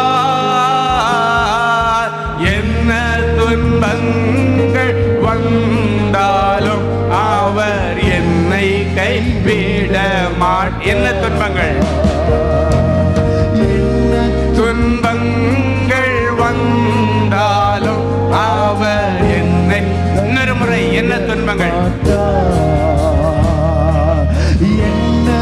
நம்பிக்கையோட சொல்லுங்க. அவர் என்னை கைவிட மாட்டார், காக்கும் வல்ல மீட்பர் உண்டெனக்கு, உண்டெனக்கு, உண்டெனக்கு, காக்கும் வல்ல மீட்பர் உண்டெனக்கு, காத்திடுவார் என்றுமே, காத்திடுவார் என்றுமே, காத்திடுவார் என்றுமே. ஹல்லேலூயா. எனக்கு எப்பொழுது மாறுதல் வரும் என்று குறிக்கப்பட்ட போராட்டத்தின் நாளெல்லாம் காத்திருந்தேன் என்று சொன்னார். காத்திருந்த யோபுவுக்கு அந்த போராட்டத்தின் முடிவு நாளிலே இரட்டிப்பான நன்மையை கர்த்தர் கொடுத்தார். 2 மடங்கு ஆசீர்வாதம், இழந்ததை விட 2 மடங்கு ஆசீர்வாதத்தை கர்த்தர் கொடுத்தார். சரி, அப்ப இந்த போராட்டத்தின் நாள்ல நம்ம எப்படி இருக்கணும் அப்படின்றத யோபுவை ஆண்டவர் ரோல் மாடலா வச்சு சில காரியங்களை சொல்லித்தரார். அதாவது நம்ம இரட்டிப்பான நன்மையை காத்து பெற்றுக்கொள்வதற்கு இந்த போராட்டத்தின் காலங்கள் ஒரு மனுஷனுடைய வாழ்க்கையில் வரும் பொழுது அந்த போராட்டத்தின் நாட்களை எப்படி ஹேண்டில் பண்ணணும். இன்னைக்கு போராட்டத்தின் நாட்கள் வரும் பொழுது மனுஷன் பின்மாற்றத்திலே போகிறான். அப்படி அல்ல. போராட்டத்தின் நாள் வந்த உடனே நான் மதுபானத்தை குடிக்க போறேன்றான். போராட்டம் வந்த உடனே சர்ச்சுக்கு வர மாட்டேன்றான். போராட்டம் வந்ததுக்கு அப்புறம் பைபிள் எடுக்க மாட்டேன்றான். போராட்டம் வந்ததுக்கு அப்புறம் ஜெபிக்க மாட்டேன்றான். ஆனா யோபு பக்தன் மூலமாக இப்படிப்பட்ட போராட்டங்கள் வரும் பொழுது நம்ம என்ன செய்தா போராட்டத்துக்கு முடிவு வரும். இப்ப எல்லாரும் போராட்டத்திற்கு முடிவு நாளுக்காக காத்திருக்கிறீர்கள். அப்ப யோபு என்ன பண்ணினதுனால அவனுக்கு போராட்டம் இரட்டிப்பான நன்மையிலே முடிந்தது. அந்த காரியத்தை 3 காரியங்களை கர்த்தர் இன்னைக்கு உங்களுக்கு சொல்லிக் கொடுத்து இதை இன்னைக்கு நீங்க செய்யுங்க, உங்க போராட்டத்திற்கு முடிவு வரும். ஹல்லேலூயா. முதலாவது, போராட்ட நாட்கள்ல உத்தமத்தில் உறுதியா இருக்கணும். சொல்லுமா, உத்தமத்தில் உறுதியா இருக்கணும். திருப்பி சொல்லுங்க, உத்தமத்தில் உறுதியா இருக்கணும். ஹல்லேலூயா. அப்படின்னா ஷார்ட்டா சொன்னா பின்மாற்றத்துல போயிடக்கூடாதுன்னு அர்த்தம். உத்தமத்துல உறுதியா இருக்கிறதுன்னா என்ன? பின்மாற்றத்துக்கு போயிடக்கூடாதுன்னு அர்த்தம். வாசிக்கலாம். யோபுவின் புஸ்தகம் 2ஆம் அதிகாரம் 9வது வசனம் இப்படியாய் சொல்லுகிறது. வாசிப்போமா? அப்பொழுது அவன் மனைவி அவனை பார்த்து, நீர் இன்னும் உம்முடைய உத்தமத்தில் உண்மையாயிருக்கிறீரோ? தேவனை தூஷித்து ஜீவனை விடும் என்றார். இன்னும் உம்முடைய உத்தமத்தில் உறுதியாய் நிற்கிறீரோ அப்படின்னா என்ன அர்த்தம்? இந்த போராட்ட நாட்கள்ல அவன் உத்தமத்துல உறுதியா இருக்கிறான். முன்னால எவ்வளவு உத்தமனா இருந்தானோ வேதம் சொல்லுகிறது. முதல் அதிகாரத்திலே அவனை குறித்து அந்த வசனங்கள் ஆரம்பிக்கும் பொழுது, யோபு உத்தமனும் சன்மார்க்கனும் கர்த்தருக்கு பயந்து நடக்கிறவனுமாய் இருந்தான் என்று வேதம் சொல்லுகிறது. அப்ப ஆரம்பத்துல முதல் அதிகாரம் முதல் வசனத்துல அவனை குறித்து சொன்ன அந்த உத்தமம், அது இந்த நிலைமையிலையும் அவன் உறுதியா காத்து கொண்டான். அதனாலதான் கூட இருக்கிற மனைவி இன்னொருத்தங்க வந்து சொல்லல. ஏன்னா அவனுடைய ஒரிஜினாலிட்டி எல்லாம் அவங்க மனைவிக்கு தான் தெரியும். அவதான் இரவும் பகலும் அவனோடு வாழுகிறவள். வெளியே இருக்கிறவங்க கூட வெளியே இருக்கிறத பார்த்து ஏதாவது ஒண்ணு சொன்னாங்கன்னு சொல்லலாம். ஆனால் மனைவி சொல்லுகிறாள், நீ இன்னும் எவ்வளவு நாள் தான் போய் இன்னும் உத்தமத்துல உறுதியா இருப்பீரு? பேசாம இந்த தேவனை தூஷிச்சுட்டு உன் ஜீவனை விடும். இப்படி எல்லாம் கொஞ்சம் கொஞ்சமா சாவாதையா, ஒரே அடியா செத்துப்போ அப்படின்னு சொல்லி ஒரு ஆலோசனை கொடுக்கிறாள். யோசித்து பாருங்க, மனைவி ஆனவள் இப்படிப்பட்ட நேரத்தில் புருஷனுக்கு ஆதரவாகவும் ஆறுதலாகவும் இருக்க வேண்டியவள். மனைவி என்ன பண்ணணும்? என்ன நடந்தாலும் சரி கவலைப்படாதீங்கப்பா, கண்டிப்பா ஆண்டவர் மாற்றுவார் அப்படின்னு அவனுக்கு ஆறுதல் வார்த்தைகள் சொல்ல அங்கு எவருமே இல்லை. மனைவியினாலும் ஆறுதல் வார்த்தைகள் இல்லை, நண்பர்களாலும் ஆறுதல் வார்த்தைகள் இல்லை. எல்லாரும் வெந்த புண்ணல வேலை பாய்ச்சுகிற மாதிரி தேவையில்லாத வார்த்தைகளை அள்ளி கொட்டுறாங்க. சொல்றா, இன்னுமா உத்தமத்தில் உறுதியா இருக்கிறேன்.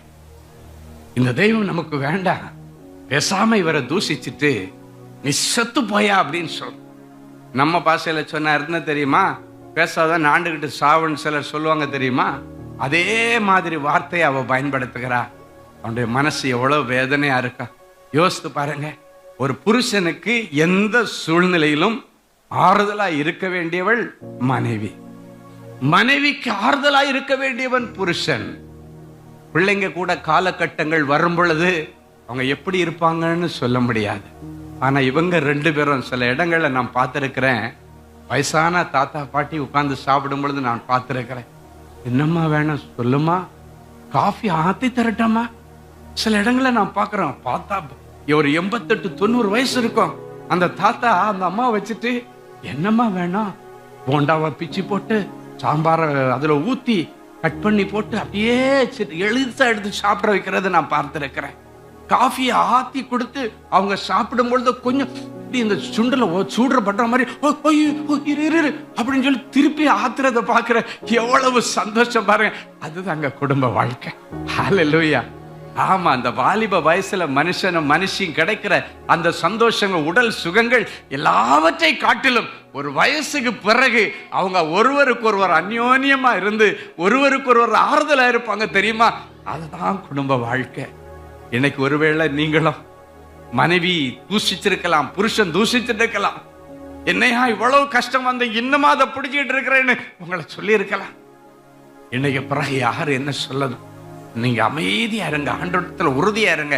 தயவு செய்து அந்த பிடிப்பட்ட நேரங்கள்ல அவங்களுக்கு ஆறுதலாகவும் பக்கபலமாகவும் இருக்க நீங்க மறந்துடக்கூடாது. எனக்கு தெரியும், ஒரு சகோதரர் பெரிய பாட்டுக்காரன், அவனுக்கு ஒரு பெரிய விபத்து நடந்துருச்சு. பிரசித்தி பெற்ற ஒரு பாடகர், நிறைய பாடகிகளை உருவாக்கினவர். ஒரு முறை பாண்டிச்சேரி பக்கத்துல அவருக்கு பெரிய ஆக்சிடென்ட் ஆகி அந்த தொண்டை குரவலை எல்லாம் அறந்து போச்சு. அறந்து போய் துப்பு நூறா உடைஞ்சு கிடக்குது. மலர் ஹாஸ்பிட்டல்ல கொண்டு போய் அவரை படுக்க வச்சிருக்கிறாங்க. அப்பதான் அந்த பிரசித்தி பெற்ற ஒரு பாடகி, இன்னைக்கு சினிமா உலகில் பயங்கரமா இருக்கிறோம், அவங்களுடைய சொந்த தங்கச்சி பையன், அவங்க வந்துட்டு அவங்க அக்காட்ட சொல்றாங்க, இங்கெல்லாம் வச்சிருந்தீங்கன்னா உனக்கு பணம் எல்லாம் கட்ட முடியாது, பேசாம கவர்மெண்ட் ஆஸ்பத்திரிக்கு அனுப்பிவிட அம்மாட்ட சொல்றாங்க. சொந்த சகோதரியுடைய மகன். சொந்த மனைவி வந்தா பார்த்தா அப்படியே உப்பு மூட்டை மாதிரி தூக்கிட்டு வந்து அப்படியே ஒரு ட்ரேல படுக்க வச்சு அப்பதான் காலெல்லாம் சேர்த்து ஒன்னொன்னா கட்டிட்டு இருக்கிறாங்க. உணர்வு இல்லை, அப்படியே தொண்டை குரவலை எல்லாம் கிழிஞ்சு போய் கிடக்குது, நல்லா தெரியுது, அறந்து கிடக்குது. பார்த்தா இதுக்கு மேல இந்த புருஷன் கூட நம்ம வாழ முடியாதுன்னு அந்த ஸ்பாட்ல வீட்டை அந்த ஹாஸ்பிட்டல பார்த்துட்டு அதோட போனவதான் திரும்பி வரவே இல்லை. இப்படிப்பட்ட சூழ்நிலையில தானே அவனுக்கு உதவியாகவும் ஆதரவா இருக்கணும். திரும்பி போயிட்டா. அப்படியே ஹாஸ்பிட்டல்ல கிடக்குறா, குத்தீரா. இந்த தாய் எப்படியாவது கடனை வாங்கியாவது பிள்ளைய காப்பாத்திரணும் அப்படின்னு பக்கத்துல அந்த தாய் மட்டும் நிக்கிறா. வேற எல்லாரும் போயிட்டாங்க. இந்த சிச்சுவேஷன்ல உங்களுக்கு தெரியும், நடிகர் அஜித்துடைய மனைவி ஷாலினி உங்களுக்கு தெரியும். அவ ஒரு காலத்துல சின்ன வாலிப பிள்ளையா இருக்கும் பொழுது இவர்கிட்ட தான் பாட்டு கத்துட்டு இருக்கிறா. யாரோ ஒருவர் போய் சொல்லியிருக்காங்க, நம்ம பாட்டு வாத்தியார் குரவல கிழிஞ்சி சுக்குநூறா உடஞ்சி மலர் ஹாஸ்பிட்டல்ல கிடக்கிறாரு அப்படின்ற ஒரு செய்தி மட்டும்தான் அந்த ஷாலினிக்கு போயிடுச்சு. உடனே அவளும் புருஷன் அஜித்துமா நேரம் வந்து ஹாஸ்பிட்டல்ல டாக்டர்ஸ் கிட்ட ஒரு குறிப்பிட்ட எத்தனையோ லட்சம் பணத்தை கட்டிட்டு, எங்க சார், எங்க வாத்தியார், எங்க பாட்டு வாத்தியார், எத்தனை லட்சம் ஆனாலும் நான் கட்டுறேன், நல்லா சிகிச்சை பண்ணுங்கன்னு சொல்லி அவருடைய எல்லா மொத்த செலவையும் அவங்களே பே பண்ணாங்க. ஹல்லேலூயா, ஹல்லேலூயா. என் அன்பு தேவனுடைய பிள்ளைகளை, நான் ஒரு நாள் ஷேவ் பண்றதுக்காக முடி வெட்ட ஒரு கடைக்கு போயிருந்தேன். எனக்கு ரெகுலரா வெட்டுற தம்பி. அப்ப அன்னைக்கு அந்த தம்பி அவசரமா கிளம்புறடே, ஐயாவுக்கு நல்லா பார்த்து கவனிச்சிருடா அப்படின்னு சொல்றேன். நான் எங்கேயே அவசரமா போற அப்படின்னு கேட்டேன்.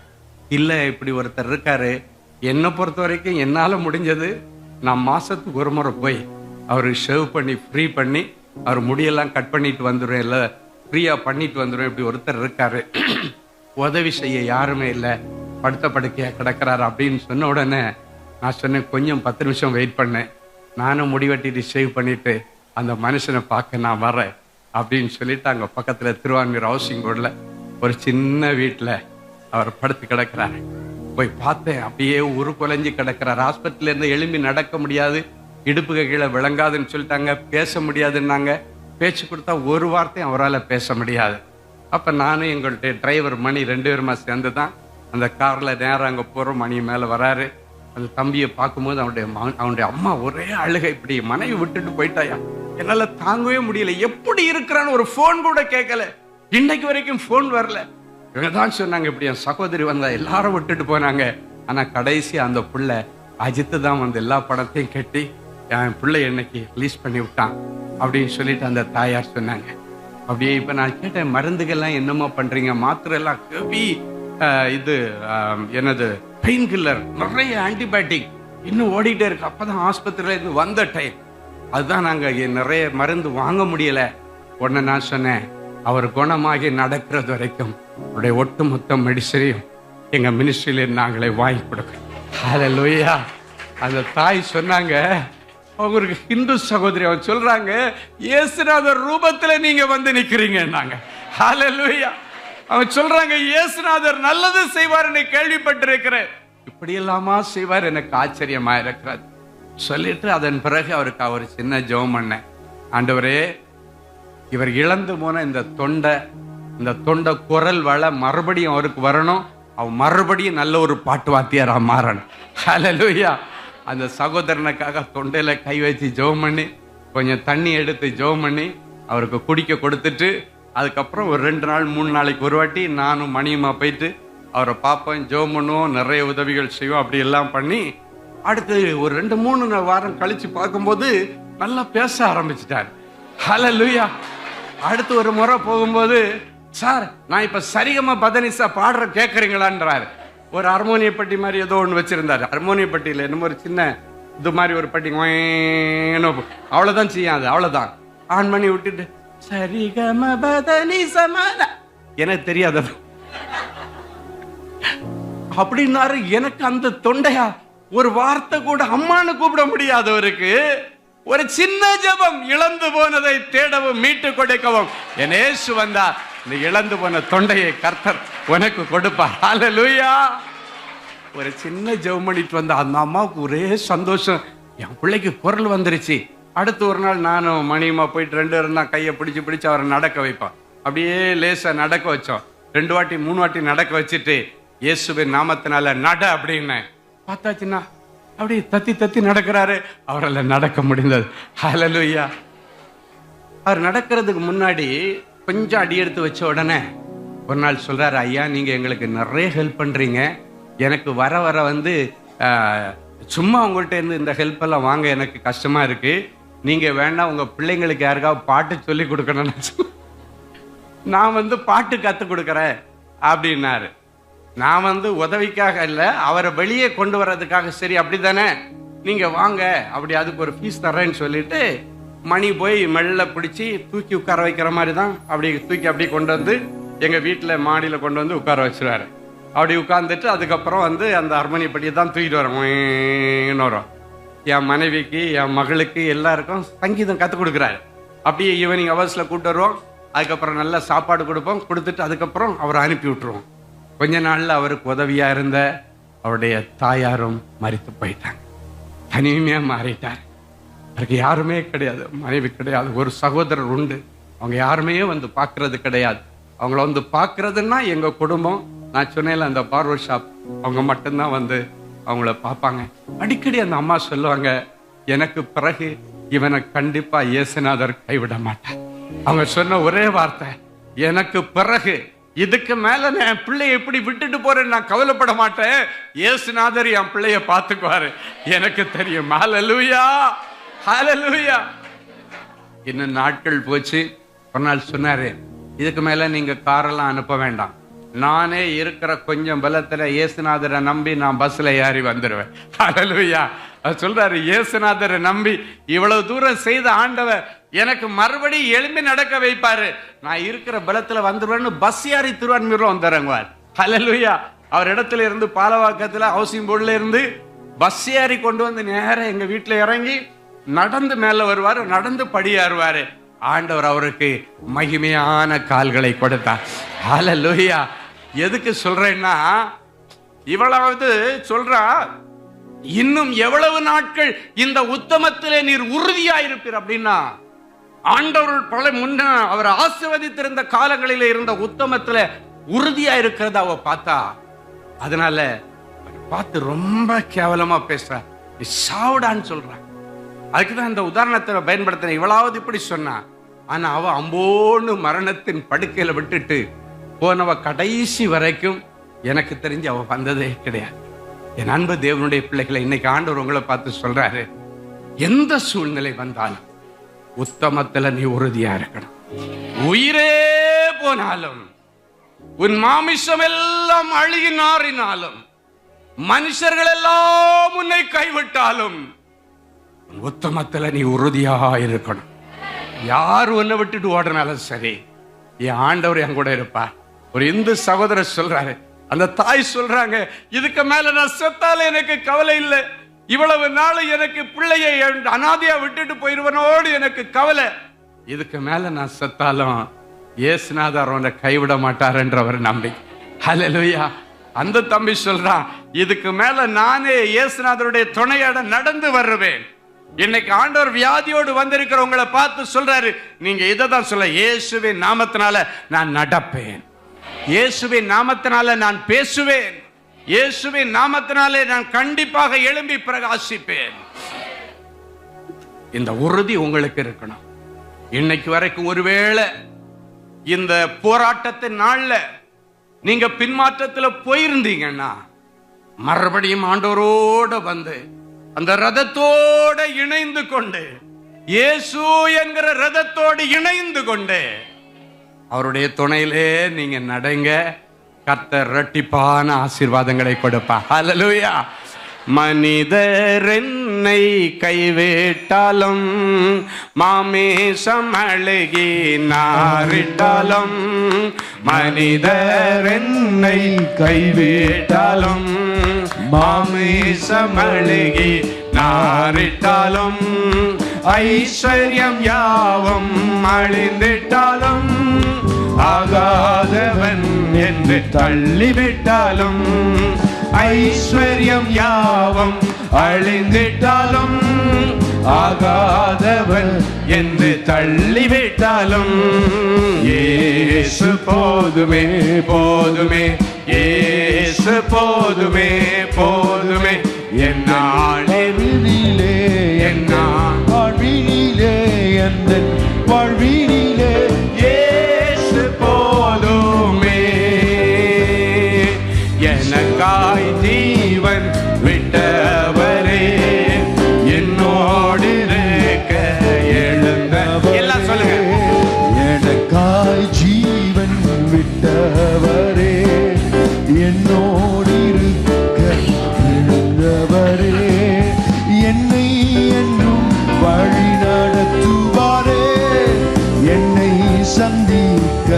வந்திடுவாரே, என்னை என்றும் வழி நடத்துவாரே, என்னை சந்திக்க வந்திடுவாரே, என்னை என்றும் வழி நடத்துவாரே, என்னை சந்திக்க என்னை என்று இன்னொரு முறை என்னை என்றும் வழி நடத்துவாரே, என்னை சந்திக்க வந்திடுவாரே. இயேசு போதுமே போதுமே, இயேசு போதுமே போதுமே, எந்த நாளிலுமே, எந்த வாழ்வினிலே, எந்த வாழ்வினிலே இயேசு போதுமே. ஹல்லேலூயா. மாமிசம் எல்லாம் அழுகி நாறினாலும் சரி, மனுஷர்கள் எல்லாம் கைவிட்டு ஓடினாலும் சரி, என் இயேசு போதுமேன்னு நீங்க பாடினீங்கன்னா இயேசு அந்த இடத்துல வருவார். ஹல்லேலூயா. ஆண்டவரை குறித்து அறியாத ஒரு புறமார்க்கத்தில் இருக்கிற ஒரு மனுஷனை தேடி போய் ஆண்டவர் அவனுடைய வாழ்க்கையை கட்டி எழுப்பி மறுபடியும் ஓட வைத்தாரே, ஆனால் உன்னுடைய போராட்டத்திலிருந்து உன்னை எழும்பி ஆண்டவர் ஓட வைப்பார். ஆமென். சில பிள்ளைங்களுடைய லைஃப் ஸ்டக் ஆகி போய் நிக்குது, மூவ் பண்ண முடியல. வீல் எல்லாம் ஜாமான மாதிரி, காலெல்லாம் கட்டி வச்ச மாதிரி, மைண்ட் எல்லாம் கட்டி வச்ச மாதிரி, என்ன செய்யறது எங்க போறதுன்னு தெரியாம அப்படியே கால்கள் எல்லாம் ஒரு அடி எடுத்து வைக்க முடியாத நிலைமையில நீங்க அப்படியே ஸ்டக் ஆகி நிக்கிறீங்க. ஆண்டவருடைய கையை இப்ப கையில கொடுத்துட்டாரு. நட மகளேன்னு ஆண்டவர் சொல்றார். நீ கடந்து போ என்று சொல்லுகிறார். யோர்தானை கடந்து போன்னு சொல்றார். ஜெரிகோவை கடந்து போன்னு சொல்றார். செங்கடலை கடந்து போ, நான் உன் கூட இருக்கிறேன்னு சொல்றார். ஹல்லேலூயா. ஆண்டவர் தீர்க்க தரிசனமாய் ஒரு வார்த்தை சொல்லுகிறார். ஆண்டவராலே ஒரு சேனைக்குள்ளே நீ விழுந்தது உண்மை, அதே ஆண்டவராலே மதிலை தாண்டி வெளியே வருவது உண்மை. ஹல்லேலூயா. ஹல்லேலூயா. மதில் பெருசா இருக்குது, துள்ளி துள்ளி குதிச்சாலும் வெளியே வர முடியலன்னு நினைக்கிறேன். என் இயேசு அந்த குகைக்குள்ள வந்து உன்னை தூக்கி பறந்து காக்கிற பட்சியை போல் அங்க இறங்கி வந்து உன்னை தூக்கி தன்னுடைய தோள் மேல ஒரு தகப்பன் பிள்ளையை தோள் மேல சுமக்கிறது மாதிரி சுமந்து கொண்டு வந்து வெளியே விடுகிறார். ஹல்லேலூயா. ஹல்லேலூயா. ஆமா, அவர் பறந்து காக்கிற பட்சி. ஹல்லேலூயா. ஆமா, வந்து இருந்து உன்னை விடுவிப்பார், தப்புவிப்பார் என்று வேதம் சொல்லுகிறார். ஆமென். ஆமா, அவர் வந்துட்டாருன்னா தூக்கி அப்படியே தோள் மேல உட்கார வச்சு காணாம போன ஆடை தூக்கிட்டு வர்ற மாதிரி ஆண்டவரை தூக்கி சுமந்து டபக்குன்னு கொண்டு வெளியே விட்டுருவார். ஹல்லேலூயா. சொல்லுங்க, டபக்குன்னு சொல்லி வெளியே விட்டுருவார். டபக்குன்னு தூக்கி வெளியே விட்டுருவார். ஆமென். இல்லைன்னா உள்ள நின்றுட்டு தூக்கி அப்படியே வெளியே போட்டுருவாரு. பந்து பிடிக்கிற மாதிரி தேவதூதர்கள் கையில பிடிச்சு உன்னை நிலைநிறுத்திடுவாங்க. ஹல்லேலூயா. உன்னுடைய உபத்திரவத்தின் குகைக்கு முடிவு வருகிறது. யோசேப்பை உபத்திரவத்தின் குகையிலே தெரிந்து கொண்ட ஆண்டவர் உன்னையும் உபத்திரவத்தின் குகையிலே தெரிந்தெடுத்திருக்கிறார். யோசேப்பை தூக்கி ராஜாக்களோடும் பிரபுக்களோடும் உட்கார வைத்து அந்த எகிப்து தேசம் முழுவதற்கும் அதிகாரியாக்கின ஆண்டவர் உனக்கு அப்படியே செய்வார். இன்னைக்கு நீ சிறையிருப்பில் இருக்கிற, நாளைக்கு நீ தான் ராஜாவாக போற. ஆண்டவர் தீர்க்க தரிசனமா சொல்றார். இன்னைக்கு சிறையிருப்பில் இருக்கிறேன், கட்டுகள்ல இருக்கிறேன், கவலைப்படாத, கட்டுகளை அறுக்கிற ஆண்டவர். இந்த வார்த்தையை கேட்டுட்டு இருக்கும் பொழுதே என்னுடைய ஆவியிலே பார்க்கிறேன், நிறைய பிள்ளைகளுடைய சிந்தனை கட்டுகள் எல்லாம் சங்கிலி உடைகிறது மாதிரி உடையுது. சில பிள்ளைகளுடைய மைண்டு கட்டப்பட்டிருக்கிறது சங்கிலி உடைகிற மாதிரி தகர்த்தெறிகிறதை பார்க்கிறேன். ஆண்டவருடைய வல்லமை உங்க ஒவ்வொருவர் மேலும் வியாபித்து இறங்கி கொண்டிருக்கிறது. சில பிள்ளைகளுடைய இருதயம் கட்டப்பட்டிருக்கிறது, மனக்கண்கள் கட்டப்பட்டிருக்கிறது. சில பிள்ளைகளுக்கு கால்கள் கட்டப்பட்டிருக்கிறது. போனேன்னு ஆசைப்படுவீங்க, கால் எடுத்து வைக்க முடியல, எடுத்து வைக்கணும்னு நினைக்கிறீங்க, தூக்க முடியல. எல்லா கட்டுகள் நசரேனாகிய இயேசுவின் நாமத்தினாலே உடைக்கப்படுவதாக. விடுவிக்கப்பட்ட பெண்மானாய் நீ கடந்து போய் என்று ஆண்டவர் சொல்லுங்க. விடுவிக்கப்பட்ட வாலிப பிள்ளையை தகப்பன் கையிலே ஆண்டவர் ஒப்பு கொடுக்கிறார். ஹல்லேலூயா. ஹல்லேலூயா. உடைய போராட்டங்களுக்கும் உபத்திரவத்திற்கும் கண்ணீருக்கும் ஆண்டவர் முடிவை கொண்டு வந்துட்டார். ஆமென். சரி, போராட்டத்தின் முடிவு வேணும்னா நீங்க உத்தமத்துல உறுதியா இருக்கணும், பின்மாற்றத்துல போகக்கூடாது. ரெண்டாவது, போராட்டத்தின் முடிவு இரட்டிப்பான ஆசீர்வாதத்துல முடியணும்னா நீங்க விசுவாசத்துல உறுதியா இருக்கணும். முதல்ல உத்தமத்துல உறுதியா இருக்கணும். ரெண்டாவது ஃபெய்த், அதுதான் ஒரு மனுஷனை வாழ வைக்கிறதே. அதுதான் அந்த நம்பிக்கை விட்டு போயிடுச்சுன்னா அவன் செத்த ஒரு பிணத்தை மாதிரி தான் நடமாடிட்டு இருப்பான். எனவே அந்த விசுவாசம் ரொம்ப முக்கியம். அதுலதான் ஜீவன் இருக்கிறது. எனவே இன்னைக்கு சொல்றாரு விசுவாசத்துல உறுதி. முதலாவது உத்தமத்துல உறுதி, இரண்டாவது விசுவாசத்துல உறுதியா இருக்கணும். வாசிக்கலாம் யோபுவின் புஸ்தகம் 13ஆம் அதிகாரம் 15வது வசனம் இப்படியாய் சொல்லுகிறது. வாசிப்போமா? அவர் என்னை கொன்று போட்டாலும் அவர் மேல நம்பிக்கையா இருப்பார். ஹல்லேலூயா. யோபு சொல்லுகிறா, இப்பமாவது என் பிள்ளைகளை இழந்தேன், சொத்தை இழந்தேன், பேரை இழந்தேன், புகழை இழந்தேன், ஊருக்கெல்லாம் நான் பாட்டும் பழமொழியுமா ஆயிட்டேன், ஊரெல்லாம் என்னை பத்தி தான் கேவலமா பேசிட்டு இருக்கு, என் நண்பர்கள் எல்லாம் என்னை கேவலமா பேசுறாங்க, எல்லாம் இருக்குது. ஆனாலும் என் சரீரத்துல மாம்சம்லாம் அழுகி போச்சு. ஆனாலும் எனக்குள்ள இன்னும் உயிர் இருக்குது. ஒருவேளை அவரே என்னை கொன்று போட்டாலும் அவர் மேல் நம்பிக்கையா இருப்பேன். அவனுக்கு நல்லா தெரியும் ஆண்டவர் ஒரு நாளும் கொன்று போட மாட்டார். அவன் உறுதியா இருக்கிறதுனால கண்டிப்பாக மாறுதல் வரும் என்று காத்திருந்தவனுக்கு மாறுதல் வரும். சொல்லிட்டு நமக்கு படிப்பினையா சொல்றாரு, அப்படியே கொன்று போட்டாலும் அவர் தானே உயிரை கொடுத்தாரு, எடுத்துட்டு போறாரு அப்படின்னு சொல்லி, ஆனாலும் அவர் மேல் நம்பிக்கையா இருப்பேன். எவ்வளவு நல்ல யோபு. ஹல்லேலூயா. ஆமா, வேதம் சொல்லுகிறது, இப்படிப்பட்ட சூழ்நிலையில கூட தன் வாயினால் கூட அவன் பாவம் செய்யவில்லை. வாயினால கூட ஆண்டவரை தூஷிக்கவே இல்லை. அதுதான் அவனுடைய உத்தமம். என் அன்பு தேவனுடைய பிள்ளை, இந்த உறுதி நமக்கு வேணும். ஆண்டவர் கொன்னால கொண்டுட்டு போறார், விடு. எவனோ ஒருத்தன் கையால சாவறது போல ஆண்டவர் பையால நான் செத்தா பரவாயில்லடா, என்ன நம்பிக்கை பாருங்க. ஹல்லேலூயா. அதனாலதான் அவனுக்கு ரெட்டிப்பான ஆசீர்வாதத்தை ஆண்டவர் கொடுத்தார். ஏன்னா அவர் அப்படி நம்பினான், மலை போல நம்பினான். சொல்லுங்க பார்க்கலாம், மலை போல நம்பினான்.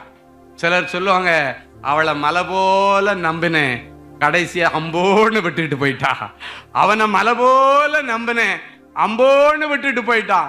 பணம் இருக்கும் போதெல்லாம் கூட சுத்தினான், இப்ப பணம் இல்லைன்னு அம்போன்னு விட்டுட்டு போயிட்டான். நீங்க நம்புகிற மனுஷர்கள் எல்லாம் மலை போல நம்பி இருந்தவங்க எல்லாம் ஒரு பிரச்சனைன்னு வந்த உடனே காணாம ஓடி போயிடுவாங்க. ஆனா இயேசு ஒருவர் தான் உன் பிரச்சனையின் மத்தியில உன் கூட இருப்பா. ஹல்லேலூயா. உன் உபத்திரவத்தின் மத்தியில உன் கூட இருப்பா. அன்றைக்கு உபத்திரவத்துல அந்த சிங்க கபிக்குள்ள தூக்கி போட்டாங்க. அந்த நேரத்துல இயேசுதான் அங்க வந்து சிங்கங்களுடைய வாயெல்லாம் கட்டி போட்டாரு. வேற யாரும் அங்க வர முடியல. அன்றைக்கு அந்த அக்கினி சூளைக்குள்ளால 3 பேரை தூக்கி போட்டாங்க. 4வதாக அவர்களை அதிலிருந்து விடுவிக்கிற இயேசு மட்டும்தான் நின்னாரு. அந்த நின்று ராஜா சொல்லுகிறான், 3 பேரை உள்ள தூக்கி போட்டோம், 4 பேர் நிற்கிறதை பார்க்கிறேன், 4வது ஆள் தேவபுத்திரனுக்கு சமமாய் நிற்கிறார். ஹல்லேலூயா. தேவபுத்திரனுக்கு சமமாய் அல்ல, தேவபுத்திரனே தாங்க நின்னார். ஹல்லேலூயா. அப்படின்னா என்ன அர்த்தம் தெரியுமா? யார் ஒன்ன விட்டுட்டு ஓடனாலும் சரி, ஆண்டவர் ஓட மாட்டாரு. அன்றைக்கு சாத்ராக் மேஷாக் ஆபேத்நேகோவுக்கு தெரிஞ்சிச்சு, என் ஆண்டவர் அப்படியெல்லாம் என்ன விட்டுட்டு ஓட மாட்டார், தூக்கி போடுறா பரவாயில்ல, கொல்லனை நினைக்கிறியா கொல்லு பரவாயில்ல, தூக்கி போடு. நெருப்புல தூக்கி போட்டாங்க. அந்த நெருப்பு 7 மடங்கு சூடாக்கப்பட்ட ஒரு நெருப்பு. அது என்ன பண்ணுச்சுன்னா, தூக்கி போடுறவன் இவங்களை தூக்கி தூக்கி கொண்டு கட்டி கைய காலை கட்டி உள்ள போடுறான் பாருங்க. அவன் கிட்ட கொண்டு வந்து அந்த நெருப்பு சூளைய பக்கத்துல உள்ள போடும்போது இந்த அங்கிருந்து வர்ற அந்த அனலில் உள்ள அந்த உஷ்ணம் இவனுகளை சுட்டரிச்சிருச்சு. உள்ள போடப்பட்டவெல்லாம் ஜாலியா விளையாடிட்டு இருக்கிறான். ஹல்லேலூயா. என் அன்பு தேவனுடைய பிள்ளைகளே, அவர்களுக்கு இருந்த விசுவாசம், நீ தூக்கி போடுறியா, என் ஆண்டவர் என்னை காப்பாத்துவாரு. ஹல்லேலூயா. அப்படியே இல்லைனாலும் நான் ஆண்டவருக்காக சாகிறதுல எனக்கு மகிமை. ஹல்லேலூயா. இதுதான் நம்பிக்கை. என் அன்பு தேவனுடைய பிள்ளை, அவன் சொல்றான், ஆண்டவர் நான் கொன்னா கூட அவர் மேல இருக்கிற நம்பிக்கையை மட்டும் நான் இழக்க மாட்டேன். அவர் அடித்தாலும் காயம் கட்டுகிற ஆண்டவர். ஹல்லேலூயா. மாலையிலே உனக்கு அழுகை, காலையில உனக்கு ஆனந்த கழிப்பு. ஹல்லேலூயா. இல்லைன்னா காலையில அழுக, மாலையில உனக்கு ஆனந்த கழிப்பை கொடுக்கிற ஆண்டவர். எனக்கு உங்களை பார்த்து சொல்றாரு, உன்னுடைய போராட்டம் எதுவா இருந்தாலும் உன் போராட்டத்தோட நான் கலந்துக்கிறேன்னு சொல்றேன். அல்லேலூயா. உன் போராட்ட வாழ்க்கையில நான் உன் கூட இணைஞ்சு நிற்கிறேன்னு ஆண்டவர் சொல்றார். உன்னை நிர்மூலமாக நான் விடமாட்டேன்னு சொல்றாரு. நீ நில குலைஞ்சு போக உன்னை விடமாட்டேன். எல்லாரும் லைஃப் நிலம் குலைஞ்சிருச்சு, அவ்வளவுதான், முடிஞ்சிருச்சுன்னு சொல்றாங்க. இயேசு சொல்றா, இல்ல மகளை, இனிதான் நீ வாழ போற. சொல்லு, இனிதான் நான் வாழ போறேன், இனிதான் நான் வாழ போறேன், இனிதான் நான் பிரகாசிக்க போறேன், இனிதான் நான் முன்னேற போறேன். ஹல்லேலூயா. எல்லாரும் முடிந்தது என்று சொல்லுகிறார்கள். என் இயேசு இல்லை, இனிதான் உன்னுடைய உண்மையான ஆசீர்வாதத்தின் காலங்கள் இதோ வரப்போகிறது. ஆமென். இவ்வளவு நாளும் உங்களை பார்த்து நிறைய பேர் கேட்டிருப்பாங்க, பெருசா சர்ச்சுன்னு பைபிளை தூக்கிட்டு போற, அப்படி ஆண்டவர் உனக்கு என்ன செய்தாருன்னு. ஆண்டவர் தீர்க்க தரிசனமா சொல்றாரு, இதோ நாட்கள் வருகிறது, அப்பொழுது இப்படி கேட்டவர்களுக்கு நீங்கள் இப்படியாய் பதில் சொல்வீர்கள். எப்படி? கர்த்தர் எனக்கு இன்னதெல்லாம் செய்தார் என்று பட்டியல் போட்டு சொல்லுவீர்கள். பட்டியல் போட்டு சொல்லுகிற நாட்கள் ஆரம்பமாகிவிட்டது. இந்த மகிழ்ச்சி பெருவிழாவில் உடைய வாழ்க்கையில் இருக்கிற எல்லா விதமான சோதனை காலங்கள், போராட்ட காலங்களுக்கு ஆண்டவர் முடிவை கொண்டு வந்து பட்டியலிட்டு நீங்க ஆசீர்வாதத்தை சொல்லக்கூடிய அளவில் ஆண்டவர் இன்னைக்கு உங்களுக்கு உதவி செய்வார். ஹல்லேலூயா. அப்ப நம்ம என்ன பண்ணணும்? யோபுவை போல விசுவாசத்துல உறுதியா இருக்கு. நிறைய பேர் உங்க விசுவாசத்தை டேமேஜ் பண்ணுவாங்க, விசுவாசத்தை கொலைக்க வருவாங்க. அவங்களுக்கு முன்னால நீங்க சொல்ற பதில் அப்படியே ஆண்டவர் கொன்னா கொன்னுட்டு போயிட்டு இருக்கு, நீ போயிட்டே இரு, அவர் என்ன கொன்று போட்டாலும் அவர் மேலதான் நம்பிக்கை இருப்பா. ஹல்லேலூயா. உயிரை கொடுத்தவருக்கு உயிரை எடுக்க அவருக்கு உரிமை உண்டு. பிள்ளைகள் இறந்த பொழுது அவன் அதான் சொல்றான், கர்த்தர் கொடுத்தார், கர்த்தர் எடுத்தார், அவருடைய பரிசுத்த நாமத்திற்கு ஸ்தோத்திரம். எந்த மனுஷன் சொல்ல முடியும்? யோபு சொன்னான். அதனாலதான் அவனுக்கு அதுக்கு பிறகு இரட்டிப்பான ஆசீர்வாதத்தை கொடுத்து அதன் பிறகு 3 தலைமுறையை காண கர்த்தர் உதவி செய்தார். ஹல்லேலூயா. அதான் துன்பத்தை கண்ட வருஷங்களுக்கு சரி. ஆனா கொஞ்சம் வருஷம் எல்லாம் இதுல வீணா போச்சு. நீ நினைக்கலாம், எனக்கு இத்தனை வருஷம் வீணா போச்சு. இத்தனை வருஷத்தை ஆண்டவர் எக்ஸ்டெண்ட் பண்ணி தருவா. நீ வியாதியில 5 வருஷம் கிடந்தியா, அந்த 5 வருஷத்துக்கு பதிலா உனக்கு 15 வருஷம் எக்ஸ்டென்ஷன் கிடைக்கும். உபத்திரவத்துல 7 வருஷம் கிடந்தியா, அதுக்கு பதிலா உனக்கு 70 வருஷம் உபத்திரவம் இல்லாத வாழ்க்கையை தருவா. ஆமென். எசேக்கியாவுக்கு அவன் உயிரோட இருந்த நாட்கள்ல ராஜாவா இருந்தான்னு தான் பேர். ஆனா அடிக்கடி அவனுக்கு என்ன கொடுத்த உபத்திரவம் கொடுத்துட்டு இருந்த, கொடைச்சல், நம்ம பாஷையில சொன்னா கொடைச்சல் கொடுத்துட்டு இருந்த ஒருத்தர் இருந்தா, அவனுடைய பேர் அசீரியா ராஜா. அவன் லைஃப் ஃபுல்லா இவனுக்கு பெரிய முல்லை அவன்தான்.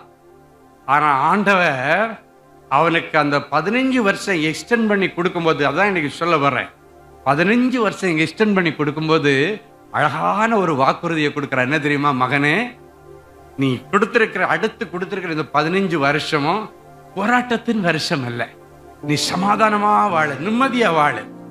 இந்த அசீரியன் உன் வாழ்க்கையில இனி எழும்புவதில்லை.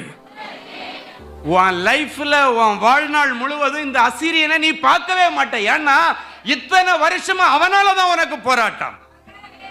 இன்னைக்கு ஆண்டவர் சொல்றாரு, யாரால உனக்கு போராட்டமோ அந்த அசீரியனை இனி தேடியும் காண மாட்டாய். அதுதான் அந்த வசனம். ஆண்டவர் சொல்றாரு, உன் வாழ்க்கையில இனி அவன் எழும்புவதில்லை, உன் வாழ்க்கையில வந்து அவன் இனி தலையிடுவதில்லை. இன்னைக்கு வரைக்கும் யாரும் மிரட்டிட்டு இருக்கிறான்? எந்த அசீரியன் உன் வாழ்க்கையில விளையாடிட்டு இருக்கிறான்? எந்த அசீரியனுடைய வாழ்க்கையை சின்னபின்னமாக்கினான்? அந்த அசீரியனுக்கும் உனக்கும் இனி சம்மதம் இல்லை. காரணம், போராட்டத்திற்கு முடிவு நாட்கள் வந்து, போராட்டத்திற்கு பிறகு ஒரு பெரிய சமாதானம், அதுக்கப்புறம் அந்த 15 வருஷம் அவனுக்கு ஆசீர்வாதம். இன்னொரு ரகசியத்தை சொல்லுகிறேன். அந்த எக்ஸ்டென்ஷன் பீரியட் வரைக்கும் இந்த எசேக்கியாவுக்கு குழந்தையே கிடையாது. நிறைய பேர் வீட்டு காரியத்தை ஒழுங்குபடுத்தணும்னா என்ன நினைச்சிட்டு இருக்கீங்க? பிள்ளைக்கு செட்டில்மெண்ட் எல்லாம் எழுதிரு, யார் யாருக்கு என்ன பங்கு வைக்கணுமோ. வேதத்தில் அந்த வரலாறை படிக்கும்போது இத்தனாவது வருஷத்துல இத்தனை வருஷம் அரசாண்டா, இத்தனை வருஷம் அவனுக்கு உயிரோட இருந்த அந்த இதுகளை எல்லாம் பார்க்கும்போது, அவன் முதல்ல சாகிறதுக்காக ஆண்டவர் முன்குறித்த வயது 39. அந்த வருஷங்களை சில இடத்துல பார்த்தீங்கன்னா வருஷம் இதுன்னு எழுதியிருக்காது, ஆனா சில சம்பவங்கள்ல வருஷத்தை எழுதியிருப்பாங்க. அந்த வருஷத்தை இதோட கணக்கிட்டு பார்த்தா கரெக்டா தெரியும். இந்த 39வது வயசுல அவனுக்கு குழந்தை கிடையாது. அந்த வருஷத்துல தான் அவனுக்கு சாகிறதுக்கு அந்த டேட் குறிக்கப்பட்டது. ஆனா அதன் பிறகு 15 வருஷம் எக்ஸ்டெண்ட் பண்ணாங்க. அந்த 15 வருஷம் எக்ஸ்டெண்ட் பண்ணி அந்த 15 வருஷம் முடிஞ்சு அவன் மரிக்கும் பொழுது, அவன் பிதாக்கள் அண்டையிலே சேரும் பொழுது அவனுக்கு ஒரு குமாரன் இருந்தான். அவனுக்கு அப்பொழுது வயதத்தின மனாசேக்கு 12 வயது. அப்படின்னா அந்த 15 அப்படின்னா அந்த எக்ஸ்டென்ஷன் பீரியட்ல 3 வருஷம் கழிஞ்சுதான் அவனுக்கு குழந்தை பாக்கியமே கிடைச்சது. அப்படின்னா என்ன தெரியுமா, அவனுடைய உபத்திரவ காலம் எல்லாம் முடிஞ்சதுக்கு பிறகுதான் ஆசீர்வாத காலம் ஆரம்பம். அதைத்தான் தீர்க்க தரிசனமாய் சொல்லுகிறார். உபத்திரவ காலத்துல சிலர் சொல்லுவாங்க, இதெல்லாம் இல்ல, அட்லீஸ்ட் எனக்கு ஒரு குழந்தை இருந்தாலாவது அந்த குழந்தைய கூடயாவது நான் கொஞ்சம் விளையாடி அதாவது எனக்கு ஒரு ஆறுதலா இருந்திருக்கும்.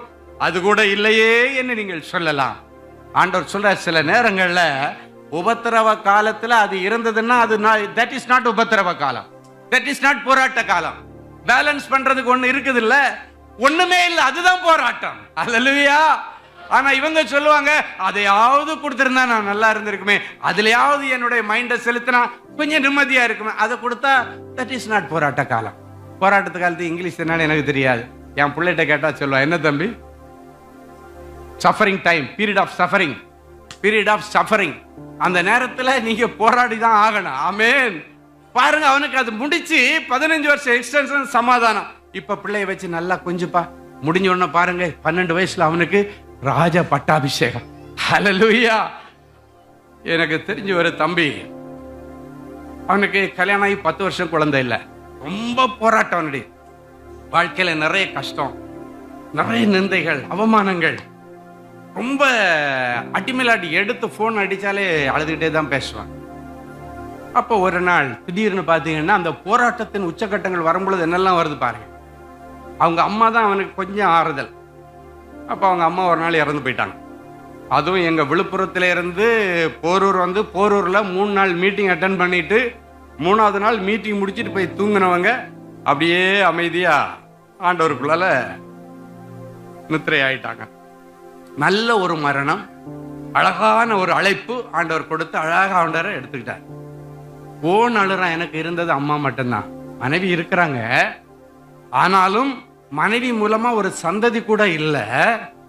எனக்கு இப்படிப்பட்ட உபத்திரவ காலத்துல இந்த அம்மாவையும் அவர் எடுத்துட்டாரே ஆண்டவர், இதுக்கு மேல எனக்கு யார் இருக்கா, யார் இருக்கா, எனக்கு ஒரு பிள்ளை கூட கிடையாத 10 வருஷமா என்று சொல்லி ஒரே அழுக. ஆனா அந்த நேரத்தில் ஆண்டவர் சொல்றாரு, இன்றைக்கு இது உனக்கு இழப்பின் காலம், இலையுதிர் காலத்திற்கு பிறகு துளிர் விடும் காலம் ஒன்று வரும். இலை உதிர்ற மாதிரி உங்க அம்மா உன் வாழ்க்கையில இருந்து உதிர்ந்து போயிட்டாங்க, ஆனா மறுபடியும் துளிர் விடும் காலம். இலை உதிர்ந்திருந்தா கண்டிப்பா அடுத்து துளிர்க்கும். துளிர் விடும் காலம் வரும். ஈசாவின் அடிமரத்திலிருந்து ஒரு துளிர் தோன்றினது போல உன் மனைவியுடைய அடிமரத்திலிருந்து ஒரு துளிர் தோன்றும். ஹல்லேலூயா. இந்த வார்த்தையை பிடிச்சிட்டு நீ ஆறுதலா போய் அம்மாவுடைய அடக்க ஆராதனை எல்லாம் பண்ணிரு. ஒரு இழப்பு, இன்னொரு பக்கத்துல இன்னொரு ஆசீர்வாதம் உனக்கு புதுசா வரப்போகுது. இன்னொரு உயிர் உன்னுடைய வாழ்க்கைக்குள்ளால ஒரு ஜீவன் வரப்போகிறது சொல்லி அவனை ஒரு வழியா ஆறுதல் படுத்தி வந்து பாடியெல்லாம் இங்க இருந்து எடுத்துட்டு போய் விழுப்புரத்துல எல்லாம் அடக்கம் எல்லாம் பண்ணிட்டாங்க. எல்லாம் நல்லபடியா முடிஞ்சு அடுத்த மாசம் போன் பண்றான், அங்கிள் பிரைஸ் தி லார்ட், சந்தோஷத்துக்கு அளவே இல்லை, என் போராட்டத்துக்கு எல்லாம் முடிவு வந்துருச்சு, என்னுடைய மனைவி அழகாக ஒரு குழந்தை எப்பொழுது கருத்தரித்திருக்கிறாள். ஹல்லேலூயா. என் மனைவி இப்ப கர்ப்பமா இருக்கிறா, நானும் என்னுடைய மனைவி ரொம்ப சந்தோஷமா இருக்கிறோம், ரொம்ப ஹாப்பியா இருக்கிறோம். ஐயா, எங்களால இந்த சந்தோஷத்தை தாங்கவே முடியல. இன்னைக்கு பாத்தீங்கன்னா அழகா ஒரு ஆம்பளை பிள்ளை, அவனுடைய மனைவிக்கு ரயில்வேல இப்ப இன்னைக்கு விழுப்புரம் ஸ்டேஷன் மாஸ்டர் அந்த அம்மா தான். ரயில்வே ட்ரெயின் அந்த ரயில்வே ஸ்டேஷன்ல ஸ்டேஷன் மாஸ்டர் வேலை, கவர்மெண்ட் வேலை, எல்லாம் அடுக்கடுக்க ஆண்டவர். போராட்ட காலங்களுக்கு பிறகு இதுதான் நடக்கும். ஹல்லேலூயா. இன்னைக்கு போராட்டத்துக்கு பிறகு டக்கு டக்குன்னு பாருங்க, ஒய்ஃப் கவர்மெண்ட் வேலை, இவனுக்கு பிசினஸ், அதுக்கப்புறம் ஒரு நல்ல குழந்தை பாக்கியம், எல்லாம் அடுக்கடுக்காக கர்த்தர் கொடுக்கிறார். இன்றைக்கு அடுக்கடுக்காக கர்த்தர் உன்னை ஆசீர்வதிக்க விரும்புகிறார். எத்தனை பேர் ஆமென் சொல்ல முடியும்? ஹல்லேலூயா. மூன்றாவதாக கடைசியாக இப்படிப்பட்ட போராட்டத்தின் நாட்கள்ல ஜெபத்துல உறுதியா இருக்கணுமா? எதுல எல்லாம் உறுதியா இருக்கணும்? முதல்ல உத்தமத்துல உறுதி, ரெண்டாவது விசுவாசத்துல உறுதி, மூணாவது ஜெபத்துல. நிறைய பேர் அப்பதான் எனக்கு ஜெபமே வரமாட்டேங்குதுன்னு போராட்ட காலத்துல உபத்திரவ காலத்துல கேட்டா பிரதர் எங்க ஜெபிக்கிறது பிரதர்? ஜெபிச்சாலே கடங்காரம் முன்ன வந்து நிக்கிறான், ஜெபிச்சாலே ஏதோ ஒரு தூக்கத்தின் ஆவி என்ன வந்து கலங்கடிக்க பண்ணுது, எனக்கு ஜெபம் பண்ண மைண்ட் எங்கெல்லாமோ போகுதுன்னு சொல்லுவாங்க. ஆனா அந்த நேரம் தான் நீங்க ஜாக்கிரதையா ஜெபம் பண்ண. ஹல்லேலூயா. யோபு 42:10 இப்படியாய் சொல்லுகிறது, வாசிப்போம். யோபு தன் சிநேகிதருக்காக ஜெபித்த போது கர்த்தர் அவன் சிறையிருப்பை மாற்றினார். யோபுவுக்கு முன்னிருந்த எல்லாவற்றை பார்க்கிலும் இரட்டத்தனையாய் கர்த்தர் அவருக்கு தந்தருளினார். ஹல்லேலூயா. இப்ப இந்த பலிபீடத்தில் நின்று நான் சொல்லுகிறேன், கர்த்தர் இரட்டத்தனையாய் உங்களுக்கு தந்தருளினார்.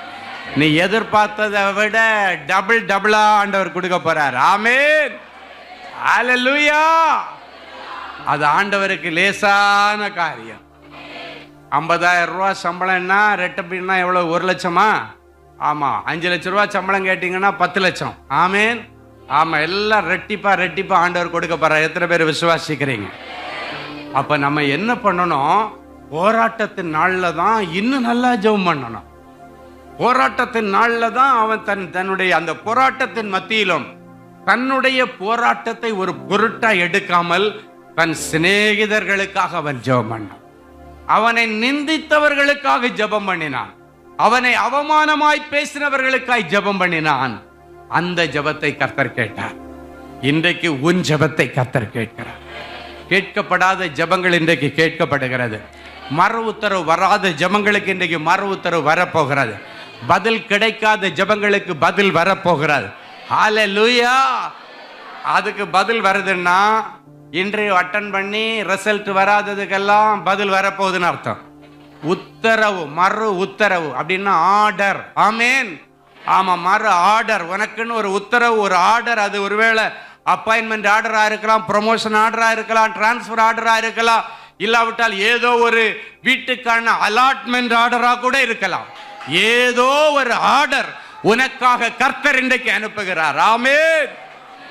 ஒருவேளை உன்னுடைய சிறையிருப்பிலிருந்து, உன் பிள்ளையுடைய சிறையிருப்பிலிருந்து அவனுக்கு விடுதலை செய்வதற்கான கோர்ட் ஆர்டர் கூட உனக்கு வரலாம். உன் சொத்தை உனக்கு ஆண்டவர் உறுதிதம் பண்ணி கொடுக்கிற ஒரு ஆர்டர் கூட வரலாம். இன்றைக்கு கர்த்தர் உனக்கு ஆர்டர் கொடுக்கிறார், மறு உத்தரவு கொடுத்து அனுப்புகிறார். ஒவ்வொருவருக்கும் ஆண்டவர் எதிர்பார்த்து வந்திருக்கிற உத்தரவை உங்க கை மேல கொடுத்து உங்களை அனுப்ப போகிறார். ஹல்லேலூயா. ஹல்லேலூயா.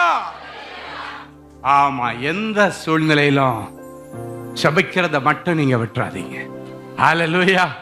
ஆமா, உனக்கு என்ன வரம் வேணும்னு ஆண்டவர் கேட்டா ஜெப வரம் தாங்க ஆண்டவரேன்னு கேளுங்க. ஹல்லேலூயா. ஏன்னா அந்த வரம் இருந்ததுன்னா உனக்கு வேண்டியதெல்லாம் ஆண்டவர்கிட்ட கேட்டு கேட்டு கேட்டு வாங்கிட்டே இருக்கலாம். ஆமா, எனக்கு ஜெப வரம் தாங்க. ஆமென். எல்லாம் எழுப்பி நின்று ஜெப வரம் தாரும் ஆண்டவரேன்னு கேட்க போறீங்க. ஹல்லேலூயா. ஜெப வரம் பிரபாஷ்யக்கரவரபா தம் கிருபை பெரிதல்லோ என் ஜீவனிலோ மதே இம்மட்டும் காத்ததுவே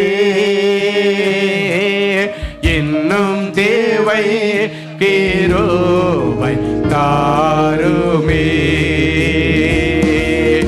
இன்னும் தேவை கிருபை தாருமே.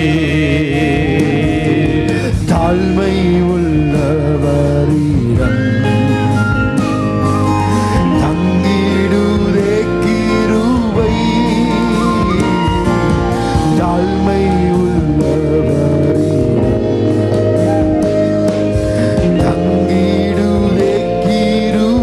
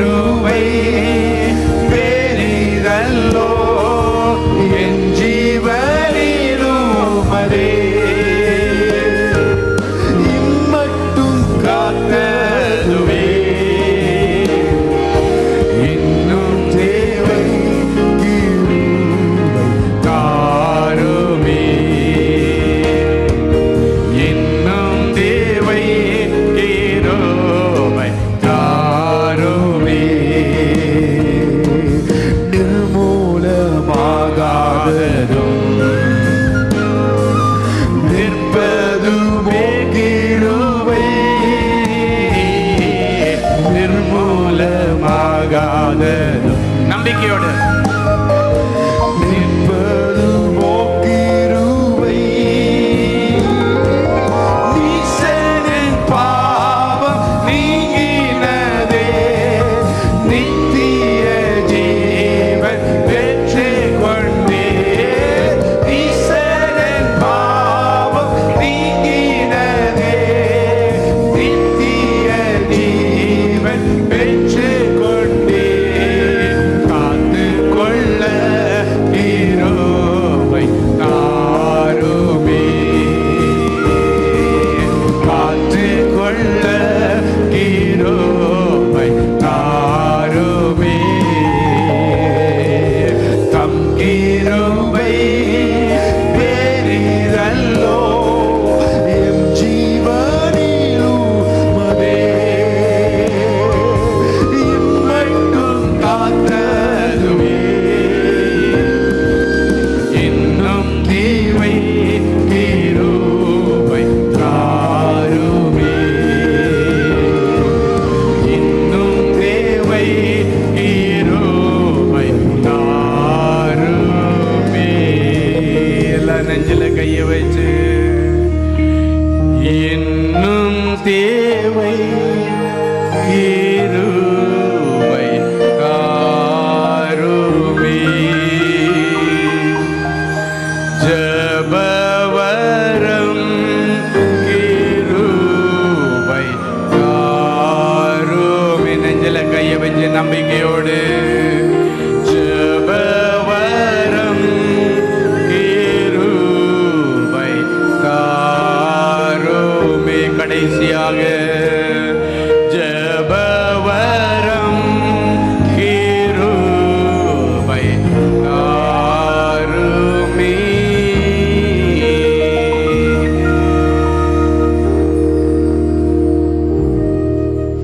நிற்கிறதும் நிர்மூலமாகாது இருக்கிறது கர்த்தருடைய கிருபை என்று சொல்லி மலைகள் விலகினாலும் பர்வதங்கள் நிலை பெயர்ந்தாலும் என் கிருபை உன்னை விட்டு விலகாமலும் என் சமாதானத்தின் உடன்படிக்கை நிலை பெயராமலும் இருக்கும் என்று சொன்ன தேவனே உம் சமாதானத்தின் உடன்படிக்கை நிலை நிறுத்தப்படும்படி நாங்கள் செபிக்கிறோம். ஜபவரம் வேண்டும் ஆண்டவரே என் பிள்ளைங்க கேட்டாங்கப்பா. அது ஒரு பெரிய கிருபை. அந்த ஜபவரம் கிருபையை என் பிள்ளைகள் மேல வைத்து நான் ஆசீர்வதிக்கிறேன். எனக்கு எப்பொழுது மாறுதல் வரும் என்று என் பிள்ளைகளும் நம்பிக்கையோடு ஆண்டவரிடத்தில் கேள்வி கேட்கிறவர்களாய் மாத்திரம் இல்ல, மாறுதல் வரும் என்று நம்பி வந்திருக்கிறார். யூத ஜனங்கள் அழிவின் விளிம்பிலே நிற்கும் பொழுது காரியம் மாறுதலாய் முடிந்தது என்கிற வசனத்தின்படி என் பிள்ளைகளுக்கு எதிராயிருக்கிற காரியங்கள் என் பிள்ளைகளுக்கு சாதகமாய் முடிந்ததற்காக உமக்கு நன்றி செலுத்துகிறோம் அப்பா. என் பிள்ளைகளுக்கு சாதகமாக முடிவு வந்ததற்காக ஆண்டவரே, தீர்ப்பு இவர்களுக்கு சாதகமாய் வந்ததற்காக உமக்கு நன்றி. இன்டர்வியூல என் பிள்ளைகளுக்கு சாதகமான பதில் வந்ததற்காக உமக்கு நன்றி. இவங்க கொடுத்துட்டு வந்திருக்கிற மெடிக்கல் ரிப்போர்ட்ல இவர்களுக்கு சாதகமான பதில் வந்துவிட்டதற்காக உமக்கு நன்றி. மாறுதல் வந்ததற்காக உமக்கு நன்றி. எந்தெந்த பிள்ளைகள் ஆண்டவரே என்னுடைய வருமானத்துல என் வியாபாரத்துல ஒரு மாற்றம் வேணும், வியாபாரத்தில் எல்லாத்தையும் இழந்திருக்கிறேன் வந்திருக்கிறார்களோ, மறுபடியும் துளிர்விடும் காலம் என் பிள்ளைகளுக்கு ஆரம்பித்ததற்காய் ஸ்தோத்திரம். இலையுதிர் காலத்திற்கு பிறகு துளிர்விடும் காலம் வரும் என்று சொன்னீரே. இலைகள் எல்லாம் உதிர்ந்தது போல செல்வங்கள் எல்லாம் உதிர்ந்து போய்விட்டது. மறுபடியும் துளிர்விடும் காலத்தை கொண்டு வந்து என் பிள்ளைகள் இழந்து போன செல்வங்கள், உடைமைகள், பெயர், புகழ், சொத்துக்கள் அத்தனையும் பல மடங்காக திரும்பி தருவீராக. அப்படி செய்கிறதற்காய் நன்றி. உத்தமத்தில் உறுதியாய் நிற்க என் பிள்ளைகளுக்கு இன்றைக்கு ஒரு தீர்மானம் எடுக்க உதவி செய். யோபு உத்தமத்தில் உறுதியா இருந்தாப்பா, என்ன வந்தாலும் உறுதியா இருந்தான். இப்பொழுதும் பின்மாற்றத்திலே போன என் பிள்ளைகள் மறுபடியும் இயேசு என்கிற ரதத்தோடு இணைந்து ஓட இவர்களை ஆசீர்வதித்து ஜபிக்கிறேன். என்னென்ன கெட்ட குணாதிசயங்கள் இவர்களுக்கு இருக்கிறதோ அவை எல்லாவற்றிலிருந்து என் பிள்ளைகளுக்கு விடுதலையிட்டார். தானியேல் ஒரு நாள் தீர்மானம் பண்ணினான், ராஜாவின் மதுபானமோ திராட்சை ரசமோ என்ன தீட்டுப்படுத்த கூடாதுன்னு அதுல உறுதியாயிருந்தான். கர்த்தர் அப்படியே அவனை ஆசீர்வதித்தார். ஆண்டவர் அதே போல இவர்கள் எடுக்கிற தீர்மானத்துல உறுதியாயிருந்து அற்புதத்தை பெற்றுக் கொள்ளட்டும். விசுவாசத்திலிருந்து பின்வாங்கி போன பிள்ளைகள் மறுபடியும் விசுவாசத்திலே வேரூன்றுவார்களாக. கர்த்தர் எனக்கு செய்வார் என்கிற நம்பிக்கையோடு இன்றைக்கு என் பிள்ளைகள் புறப்பட்டு போகட்டும். கர்த்தர் எனக்கு கற்பத்தின் கனியை தருவார் என்று நம்பி போகட்டும். இரட்டிப்பான பிள்ளைகளை கொடுப்பீராக. கர்த்தர் எனக்கு வேலை தருவார் என்று நம்பி போகட்டும். இரட்டிப்பான சம்பளத்தில் வேலை தருவீராக. கர்த்தர் எனக்கு கட்டாயம் ஊழியத்தை பெருக்குவார். இரட்டிப்பாக 1000 மடங்கு பெருக்கம் ஊழியத்தில் உண்டாகட்டும். அப்பா, ஜெப வரத்திற்காக என் பிள்ளைகள் கேட்டார்களே, ஜெபித்து ஜெபித்து ஜெயமெடுக்க உதவி செய். ஜெபித்து கர்த்தரிடத்திலிருந்து இன்றைக்கு இவர்களுக்கு தேவையான உத்தரவுகளை ஆர்டர்ஸ் கைமேல வாங்கி கொண்டு போக கர்த்தர் உதவி செய்வீராக. சுகபத்திரமாய் பிள்ளைகளை அழைத்து வந்த ஆண்டவர் சுகபத்திரமாய் வீடுகளிலே சேர்த்து நல்ல செய்தியை பகிர்ந்து கொள்ள உதவி செய். நாளை காலை ஆராதனையிலே வந்து மறுபடியும் ஆண்டவருக்கு நன்றி சொல்லுவார்களாக. இயேசுவின் மூலம் பிதாவே, ஆமென், ஆமென், ஆமென்.